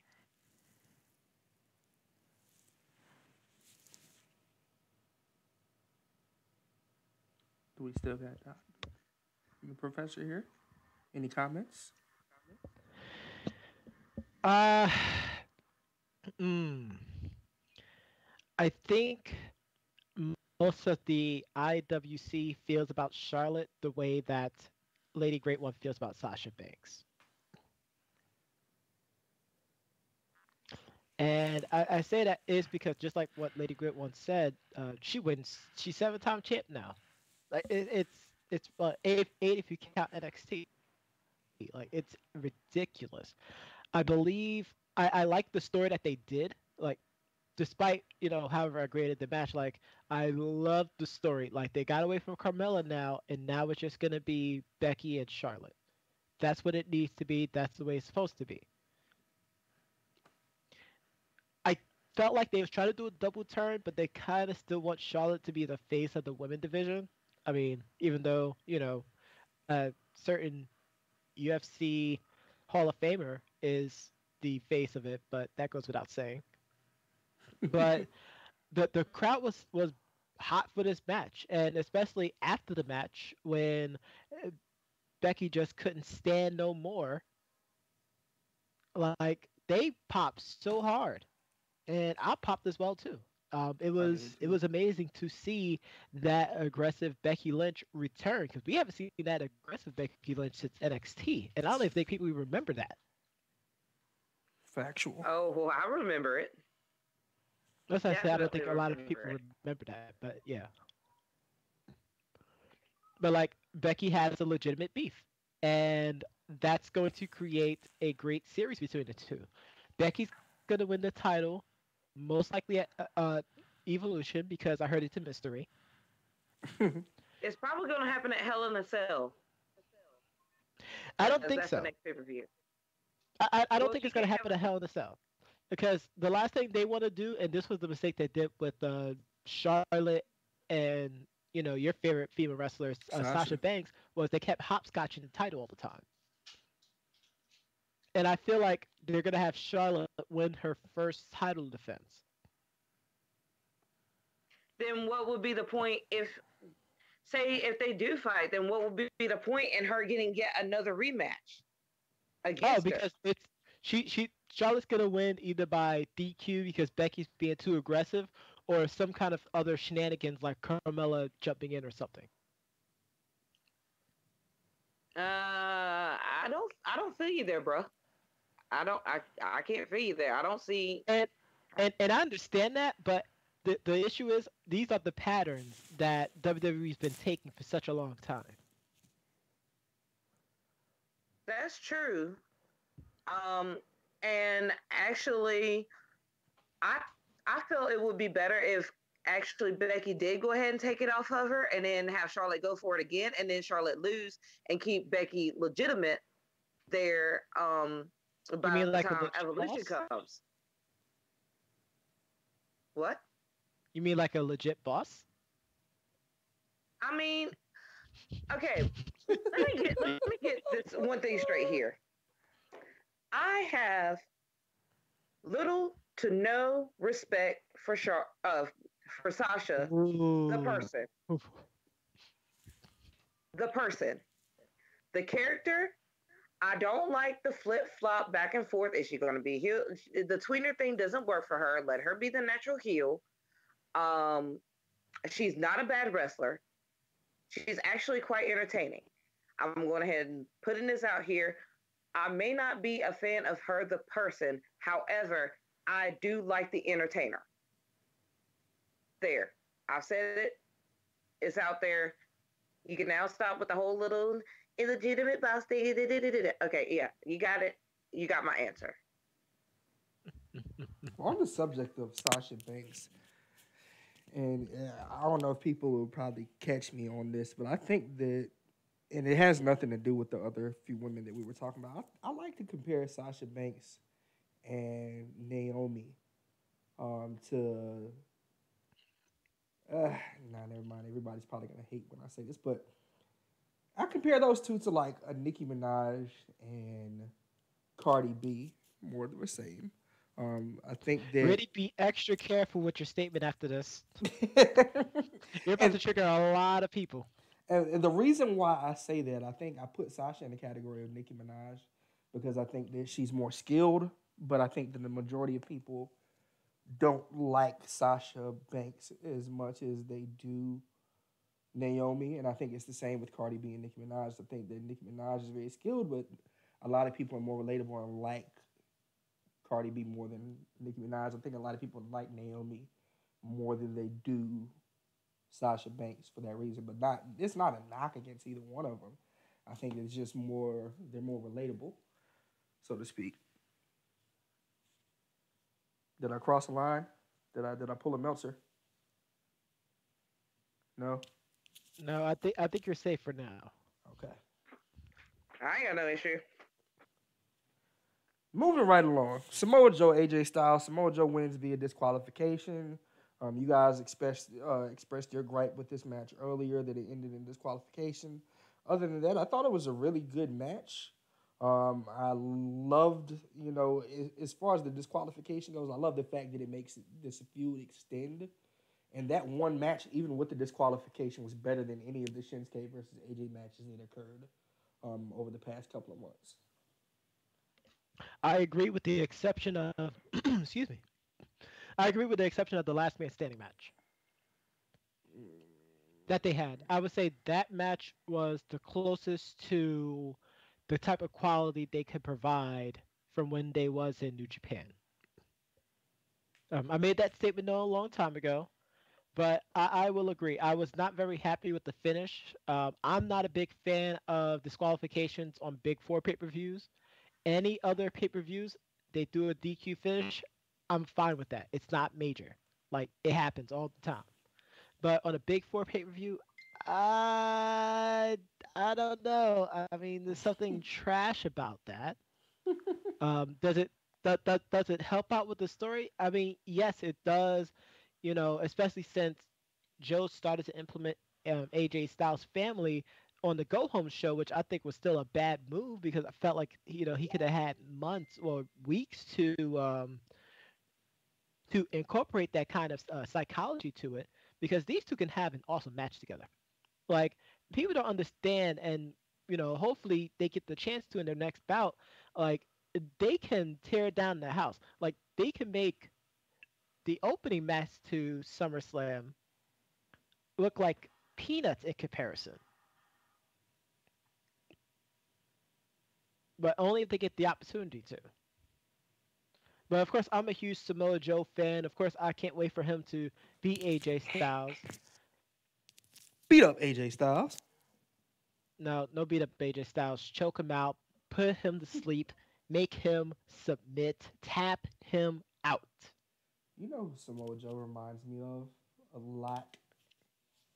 He reminds me a lot of a bigger, more intense Taz. And I used to love Taz. Like Taz had those promos, like you said, straight to the point. It's like, such and such, I'm gonna choke you out. See you on the 15th. Promo over. And it was like that's all he needed. Now Joe's promo is a little bit more methodical. He tells a lot of truth in his promos, but it's just that intensity that he brings that makes me such a fan of his. Like I don't think there's anybody that brings as much intensity to just any I feud that he mean, gets into. Doc Ocean knows how upset and disappointed I was when Joe got crushed by Brock Lesnar. And even on the Game Runners, even on Marking Out Amongst Friends Facebook page, facebook.com/Marking Out Amongst Friends, I implored how much I was so disappointed because that looked like that could have been a great 5 match series between Joe and Brock Lesnar. But we never got that. And it it just left a bad taste in my mouth because Joe can go. He can, like you said, he has that intensity in his promos. He is a legit tough guy.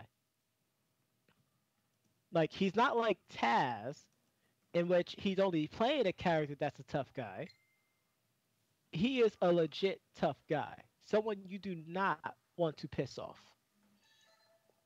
And to think he used to be what a real estate agent before this? Who, Joe? Yeah. Yep.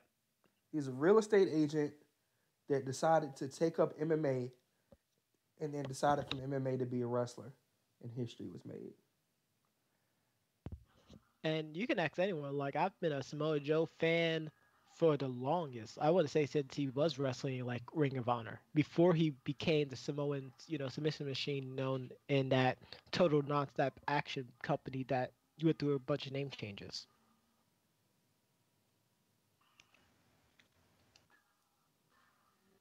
Factual, factual.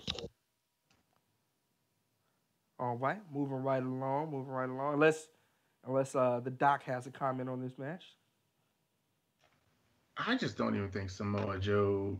I don't even remember the last person, if he has done any of this, but I don't remember the last person he really choked out to win a match. You just let me know if I'm wrong, but has he Daniel choked Bryan, Daniel anybody Bryan. out? Daniel Bryan When and was that? Greensboro. I mean not Greensboro. Daniel Daniel Bryan Bryan on and Raleigh. SmackDown.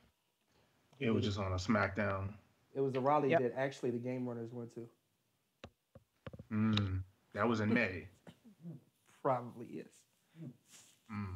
Got it. Okay. Okay, moving right along.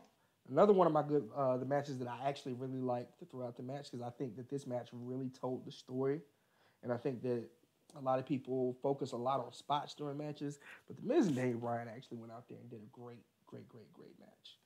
And I'm glad that Daniel Bryan took the L because that means what we get to extend this feud as well. And there's a lot of personal, a lot of it's like this match epitomizes the WWE fan versus the IWC indie fan, and that's what makes a lot of emotions draw from it. I really enjoyed this match, and I can't say wait to see what they're gonna do in the future with this feud.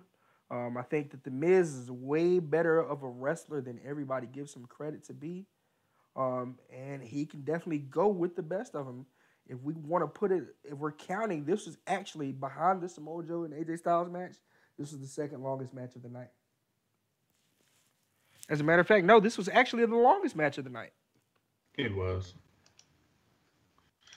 I think the Miz if not one of the best guys on the mic. I mean, he's great in the ring. It's just it just depends on where WWE wants to cap him. Honestly, I think this was the best. I think this was actually the best match of the night. I agree with you. It did tell a interesting story, and you see how many matches we had to kind of go through to get to another, to me, quality match. We had to go through really 3.5, 4 matches to get to another quality match. Then it kind of just goes kind of downhill from here. But yeah, the Miz definitely did his thing, and I'm looking forward to it. I know they're thinking about going into this mixed tag team that I don't really want, but I'm sure that'll be in there somewhere. They have already said that they are going to have a mixed tag match at Hell in a Cell. Bree Mode is making her return in ring action since she fought Stephanie last. I just hope that it's not the same WrestleMania rematch that happened with John and Nikki. I actually hope that Maurice will be a lot better in this match, and they actually let her wrestle this time instead of just acting like she was never the Divas champion, like she was never a really, really, really good heel champion. So I just hope that they actually allow her to wrestle this time.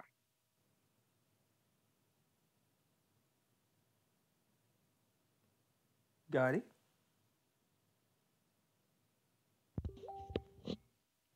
Oh, I thought I already talked about this match, but I didn't. Um, I actually agree with Doc. This was a long time coming, and this was like the second best match of the night, in my opinion. Um, I mean, the finish, I just hate these faulty finishes. Like, I felt like they could have just had one really great match. It could have ended it. Now I'm afraid now they're gonna do a 3 match series, and the next 2 matches are not gonna be as good as this first one. Mm, okay, I can agree with that. Next match on the card, of course, this was not my favorite match coming into this pay per view. Of course, Finn Balor defeated Baron Corbin, or excuse me, the Demon King defeated Baron Corbin in this match. This match was actually even shorter than the Finn Balor, than the Kevin Owens squashing from earlier in the match. So this was actually the shortest match of the night, 1 minute and 35 seconds. Baron Corbin got no offense and got destroyed. But I think everybody was just happy to see the return of the Demon King. I understand that he used the Demon King just because it's one of the big pay-per-views. I think it's just a waste that he used it on Corbin. I called it. I called it. You did. I called it last week. Nobody believed I you. called it. I thought the Demon King was done. Swerves and curves. I called it. Any comment from the doc, the prof? Trash.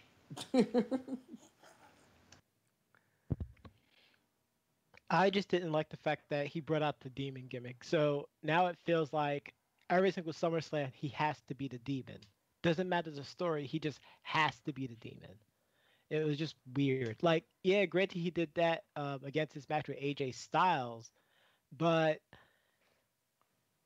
he had reason to be the demon. It was just the last bit, as a great quarterback once liked to say. It was an audible. It was a Peyton Manning audible.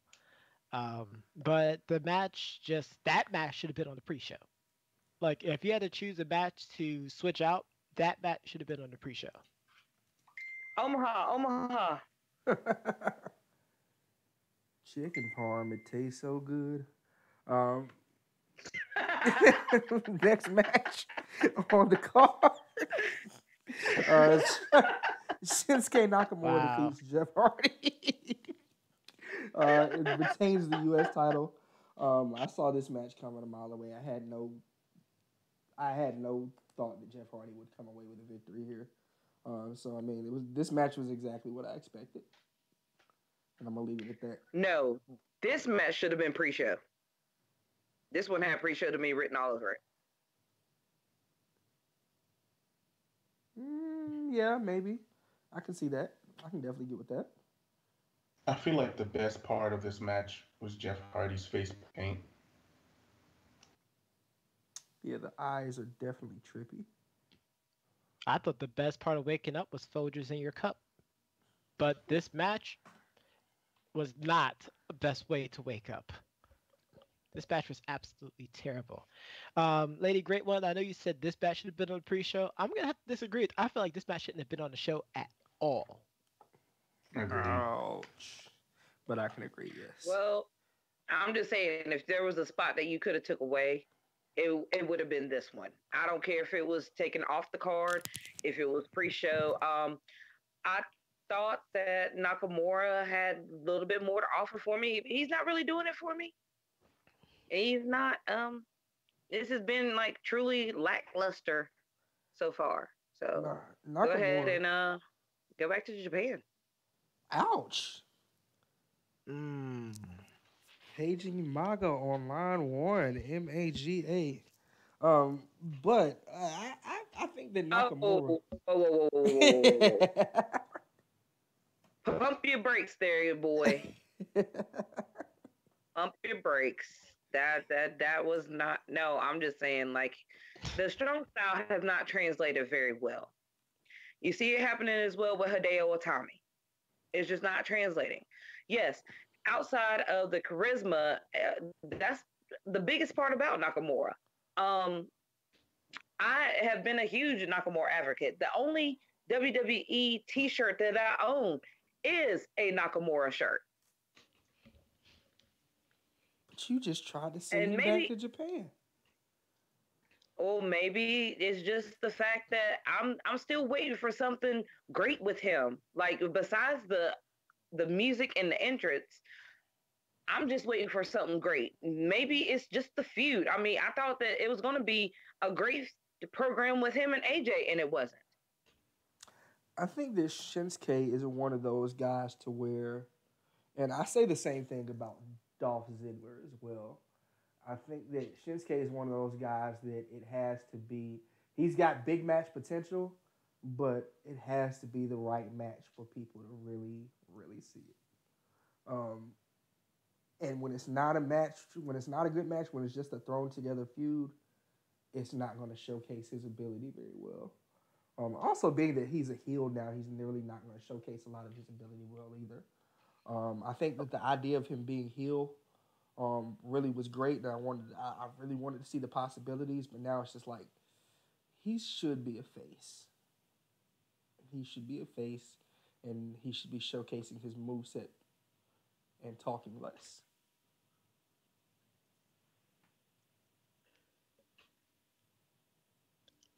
Move right along, please, sir. Yeah, moving right along. Ronda Rousey versus Alexa Bliss. As Doc said a few minutes ago, trash, garbage, waste. I don't like the fact that Ronda Rousey is winning the title this early, even though she's a big star. She's a draw. So, I mean, of course, she's, somebody who should hold the title. However, it's like you really haven't had any matches to really deserve that. If this is further down the line, SummerSlam or maybe even WrestleMania, I'm cool with it. But this is what, her second pay-per-view that she's wrestled at? Third. Yeah. I'm not on the train. And she beat the champion in 4 minutes. It's just like, no, I'm not But with it. really though, think about it. What in God's nation do you feel that Alexa Bliss even stood a chance? Really? In real life, no. Of course not.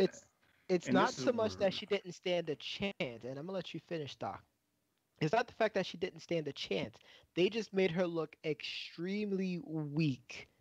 Like, yeah, the cowardly heel, whatever, but like she looked completely weak. Like there was no chance that's what you got She at has all. no chance though, legitimately. And put her in in an octagon? Really? Alexa No, Bliss stands no chance. but I Come get on that. now. But I mean, we're talking about WWE who's trying to project our imagination, to suspend our disbelief, and you have your champion looking like absolute garbage. Like she's supposed to Dare, show Tyra running dare I scared say, like a little dare I say girl. trash? she's supposed to show some veteran craftiness, like show some some cheap tricks, some crafty moves, to Thank make this you. extended, along a little bit. Maybe Like even she how many? beats Ronda How many? Rousey by cheating. you Like know, how many? Exactly. Like even if something like that was to happen, because if you think about it, like that's how Alexa got the title back hmm from Naya, was through some opportune actions. hmm But like, let's be real quickly though. Like, how many offensive moves did Alexa Bliss get? Two. One of them was a pretty stiff kick to the shoulder. Yeah. And you can't We're even think talking about the about other one. well, and we're talking about the only woman, though the first woman to hold both the SmackDown Women's title and the Raw Women's title. We're not gonna go there. And yeah, we're not gonna go there. But why can't we go there though? because Alexa Like, Bliss. yes, Ronda Rousey can destroy most of the female roster. We could all agree to that. But why can't we go there? Because that's something that people always talk about. Oh, Alexa Bliss did all this. How come we can't talk about it now in this conversation in this sense? Because Alexa I Bliss is mean, number I two mean, behind Sasha heck, Banks on her the list. the chairman of the board's daughter had a better match with Ronda Rousey, and spent most of the matches blocking the freaking armbar. And we're trying to tell me that Alexa Bliss can't do something similar than that? Come on. Nope, she sure can't. She didn't. Doc, what you got to say?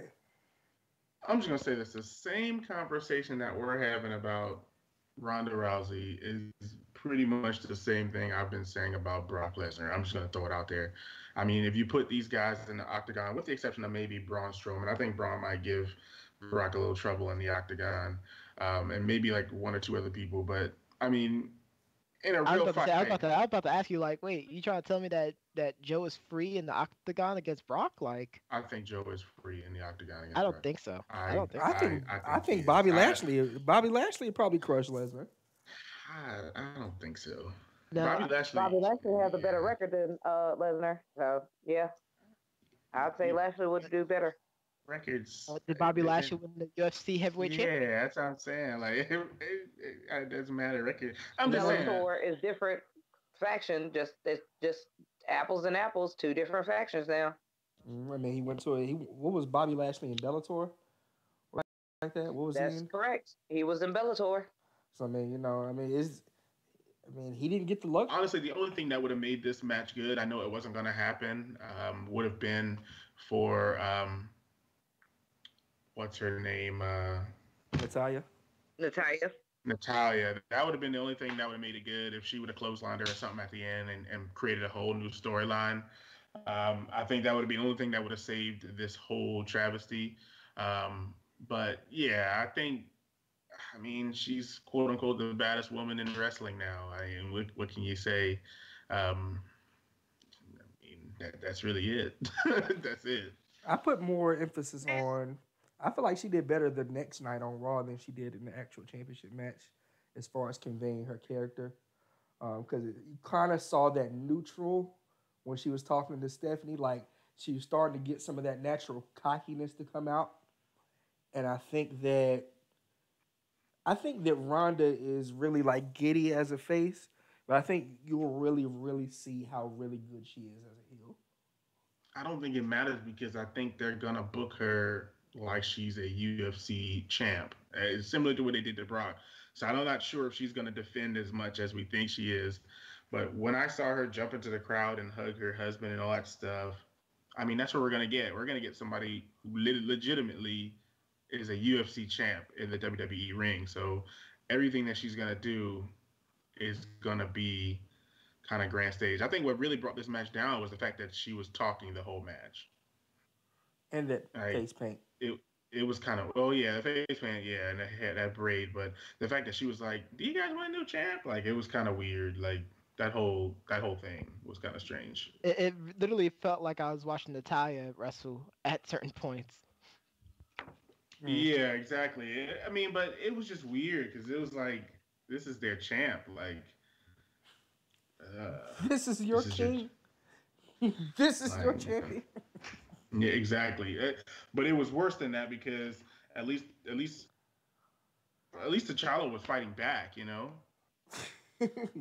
You know what I mean? Now, I got a question. I got a question now.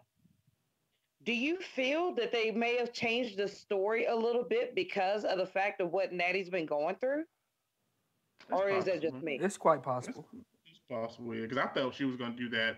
I thought that was what they were leading up to previously, and so it's definitely possible. So that's what I'm feeling on this. I felt that just because of certain extenuating circumstances that they decided to pull a last minute change in the program, and that's why we're not getting the quality of match that we probably would have gotten with this. We would have got a little bit more Alexa Bliss offense there because of a Natty screw job. So I'm just saying, like, I'm looking at all aspects of it. So that's why I don't feel as bad saying what I said earlier. Because I'm looking at all aspects of the game. Factual, factual. Moving right along, last match of the night, Roman Reigns finally defeats Brock Lesnar for the WWE Universal title.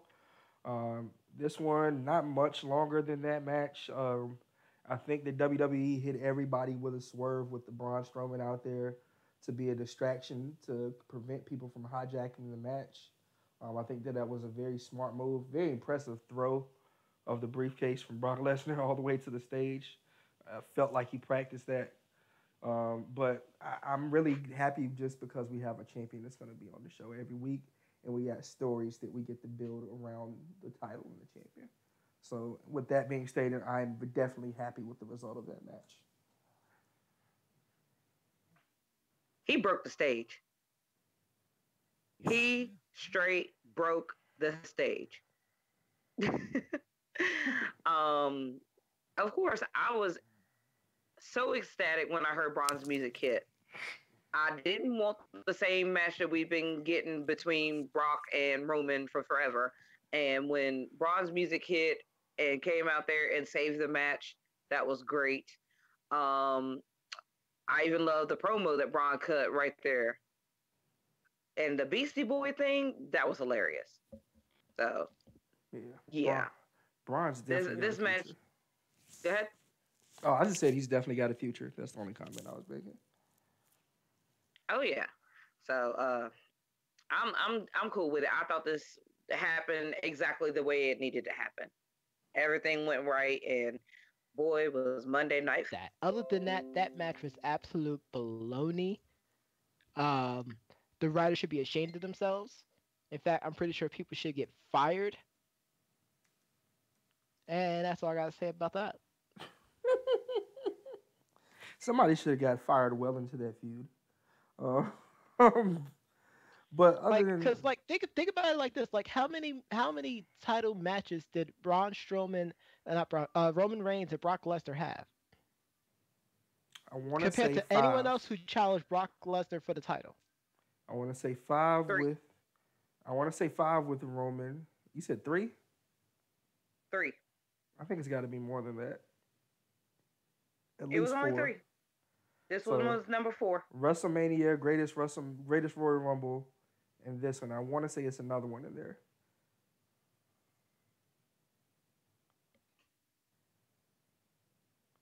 No, Maybe no, no. from This was 2017 this was there had to be one in there. Oh, WrestleMania from 2017, I believe. this past WrestleMania. Like I said, this was number four. WrestleMania 2014, 15, 2015. Then WrestleMania this year, then Greatest Royal Rumble, and now SummerSlam. That's all we've gotten. This was their fourth match and final match. And the first one was one on one, and then Seth Rollins did the phenomenal cash in. So, I just love hearing phenomenal. yeah, I said phenomenal. So to end on a little bit of a higher note, recent post from the Marking Out Amongst Friends page on the Game Runners. So tonight it's NXT. It's been made official. Pete Dunne versus Ricochet title for title match. Wow.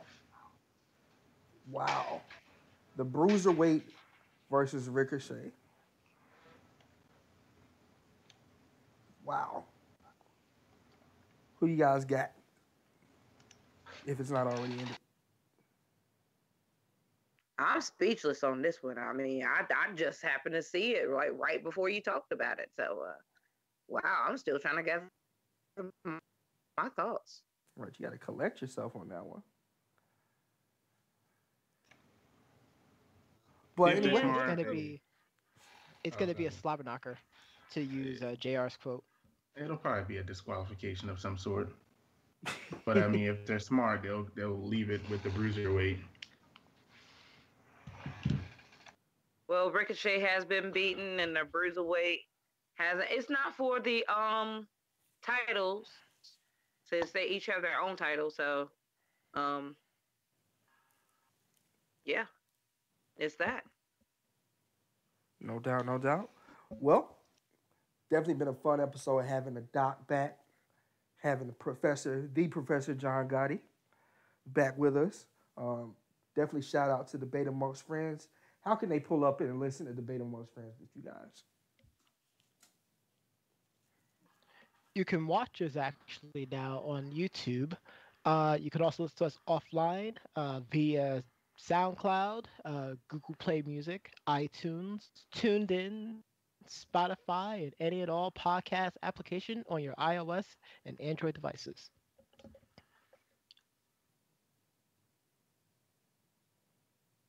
Factual, Oh, and factual. FYI, this that Ricochet versus Pete Dunne match is title for title. So the winner takes both titles. Winner take all. Yep, winner Um, takes all. oh my goodness, I gotta see that. Whew. Wow, Right, wow. you just get goosebumps thinking about how great that match is gonna be. It's gonna be a lot of high flying, a lot of hard shots, a lot of hard stiff shots that are gonna occur A lot throughout of that match. stipulation. Man, somebody just said stiff shots, but I guess that's the way we're ending the season here. Oh my god. Moving right I can't on. believe I can't believe we finished it off with everyone's happy that Roman won. Hey, I mean, we get a champion every week. I would rather have Roman every week than Brock every 3 months. And I would rather have Brock. I'm not gonna lie. He's a beast. A beastie boy. Beastie They were boy. hot. They were great too. But yeah, I mean, it is what it is. I hope that Roman has this success, that everybody wants him to have. Marks everywhere. Well, now it's up to WWE to capitalize on this opportunity, because that was the first major pop that Roman ever had. So we will see what will happen as things goes along. I just, Will there be a Wyatt family return? I hope not. I don't want that. I don't want that. I don't want that. I, anything else with that? I I will don't know. say, I might have to go on hiatus until Marking Out Amongst Friends come back, because I really don't want to see that again. Mm, I don't know, man. It's on a higher level, man. I don't even know I who. disagree. I don't I know. disagree. I want this return, but that's just me because I'm swears and curves all day. Only reason I think it's not gonna work. Only reason I wouldn't want to see it is because we know Braun is okay on the mic, and the only reason the Wyatt family worked is because everybody else wasn't. at the time, but we know that Braun doesn't need a mouthpiece at this time.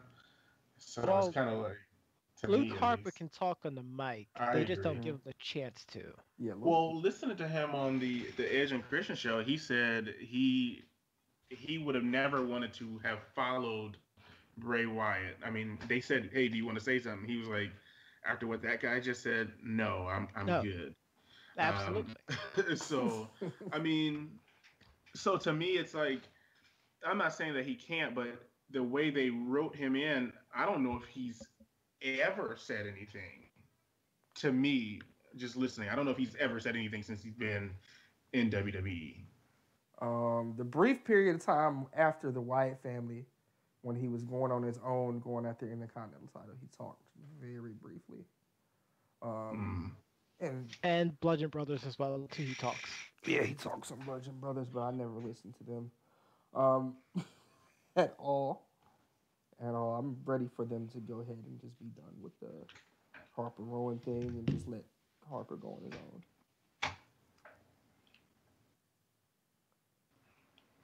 What a great season. own. I can't wait to have more of these debates to mark out with you guys on the next season. For those who don't know, once again, I'm gonna say it for the 100th time, season finale tonight. We will be back in November, right around time or right in time for Survivor Series. It's only fitting since season one started with Survivor Series that season two will start with Survivor Series. Um, we got a lot of things that we're going to be bringing up. Um, But right now, what we're going to do is we're going to move on into our final thought. Lady Great One, go ahead and end us with a final thought on the season, on the night. What you got to say to the people? Well, I was gonna let the guests go first, so I'm gonna pass the ball, and I'll get mine a little bit later on. So you guys go ahead. Lonzo Ball with the assist. Okay.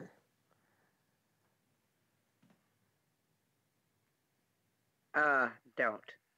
No. Well, I don't really have any major final thoughts. I mean, we literally just gave a whole bunch of final thoughts yesterday on our show, but I mean, definitely appreciate you having us on again. Um, Looking forward to seeing if the game runners are going to be on the Extreme Virtual Pro Wrestling, of course. I think that should be pretty awesome. The professor and I would have been on there, but of course, we have Xboxes and we're not going out to buy no PS4s just to be on no Extreme Virtual Pro Wrestling. It's just not happening. Um, but yeah, we definitely appreciate you, man, and definitely much success. Look forward to joining you guys for season two, and this one's for the mark in you.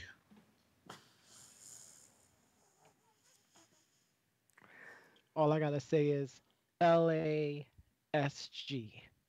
Hashtag team neutralize. Like a shotgun. I was wondering what that was. I've never. I was so lost on that one. We've been doing this for a long time, so I mean, I get it. It has been a long time. It's the Yeah, But chemistry. LASG. I'm definitely looking forward to see what Lady Great One and Riddy has in store for season two of Market Out Amongst Friends. Looking forward to hearing a lot more, and perhaps they'll be doing some videos to go along with these episodes starting the season two. Who knows, ladies and gentlemen? I mean, I say stay tuned, and like Whew, Tio like to say, get your popcorn ready. whew, whew. Who knows what's going to occur? Well, my final thought for tonight. A lot of things that we're looking forward to on season two. Um, I won't spill the beans on everything, but do expect a lot more live videos coming from me. We got two huge wrestling games that are coming out. Of course, WWE 2K19 drops probably around October, September, October. This coming week, actually, Fire Pro Wrestling drops. Fire Pro Wrestling is a big deal right now because it actually has a license with New Japan Pro Wrestling. So you will get to see Okada in the game. You will get to see Bullet Club in the game, Kenny Omega, a lot of these stars, and you'll get to see a lot of other guys from other promotions as well. It's going to be a huge game. I'll be doing some live streaming, some reviews once it drops. So I can't wait to go over that. Um, Big things happening. That's all I'm gonna say. Lady Great One, go ahead and close us out. What's your final thought of the night? Okay. Okay, well, mine is not wrestling related. I've been through a couple things. I'm not sure if you guys knew. I was in a car accident right before Takeover. It happened Saturday morning. So I'm just thankful to be around here still to do this that I love, that I was able to give my passion to.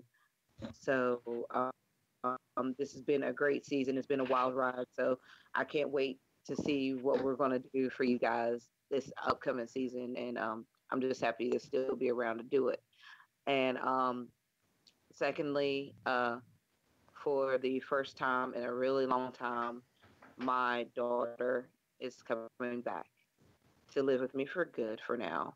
So that's just, I'm extremely excited. And we're going to be doing a lot of fun things. So I just want to say thank you guys for a great season one. Thank you all who listen to us ramble on and on and on. Thank all of our wonderful guests that we've had. Thank my wonderful co-host Riddy also for bringing me here and allowing me to be a part of this magic that is marking out amongst friends. And thank you guys for considering even having me with you all. So I'm greatly appreciative to you guys. It's been so much fun, and I just can't wait for the future. And this has been Marking Out. I'm out.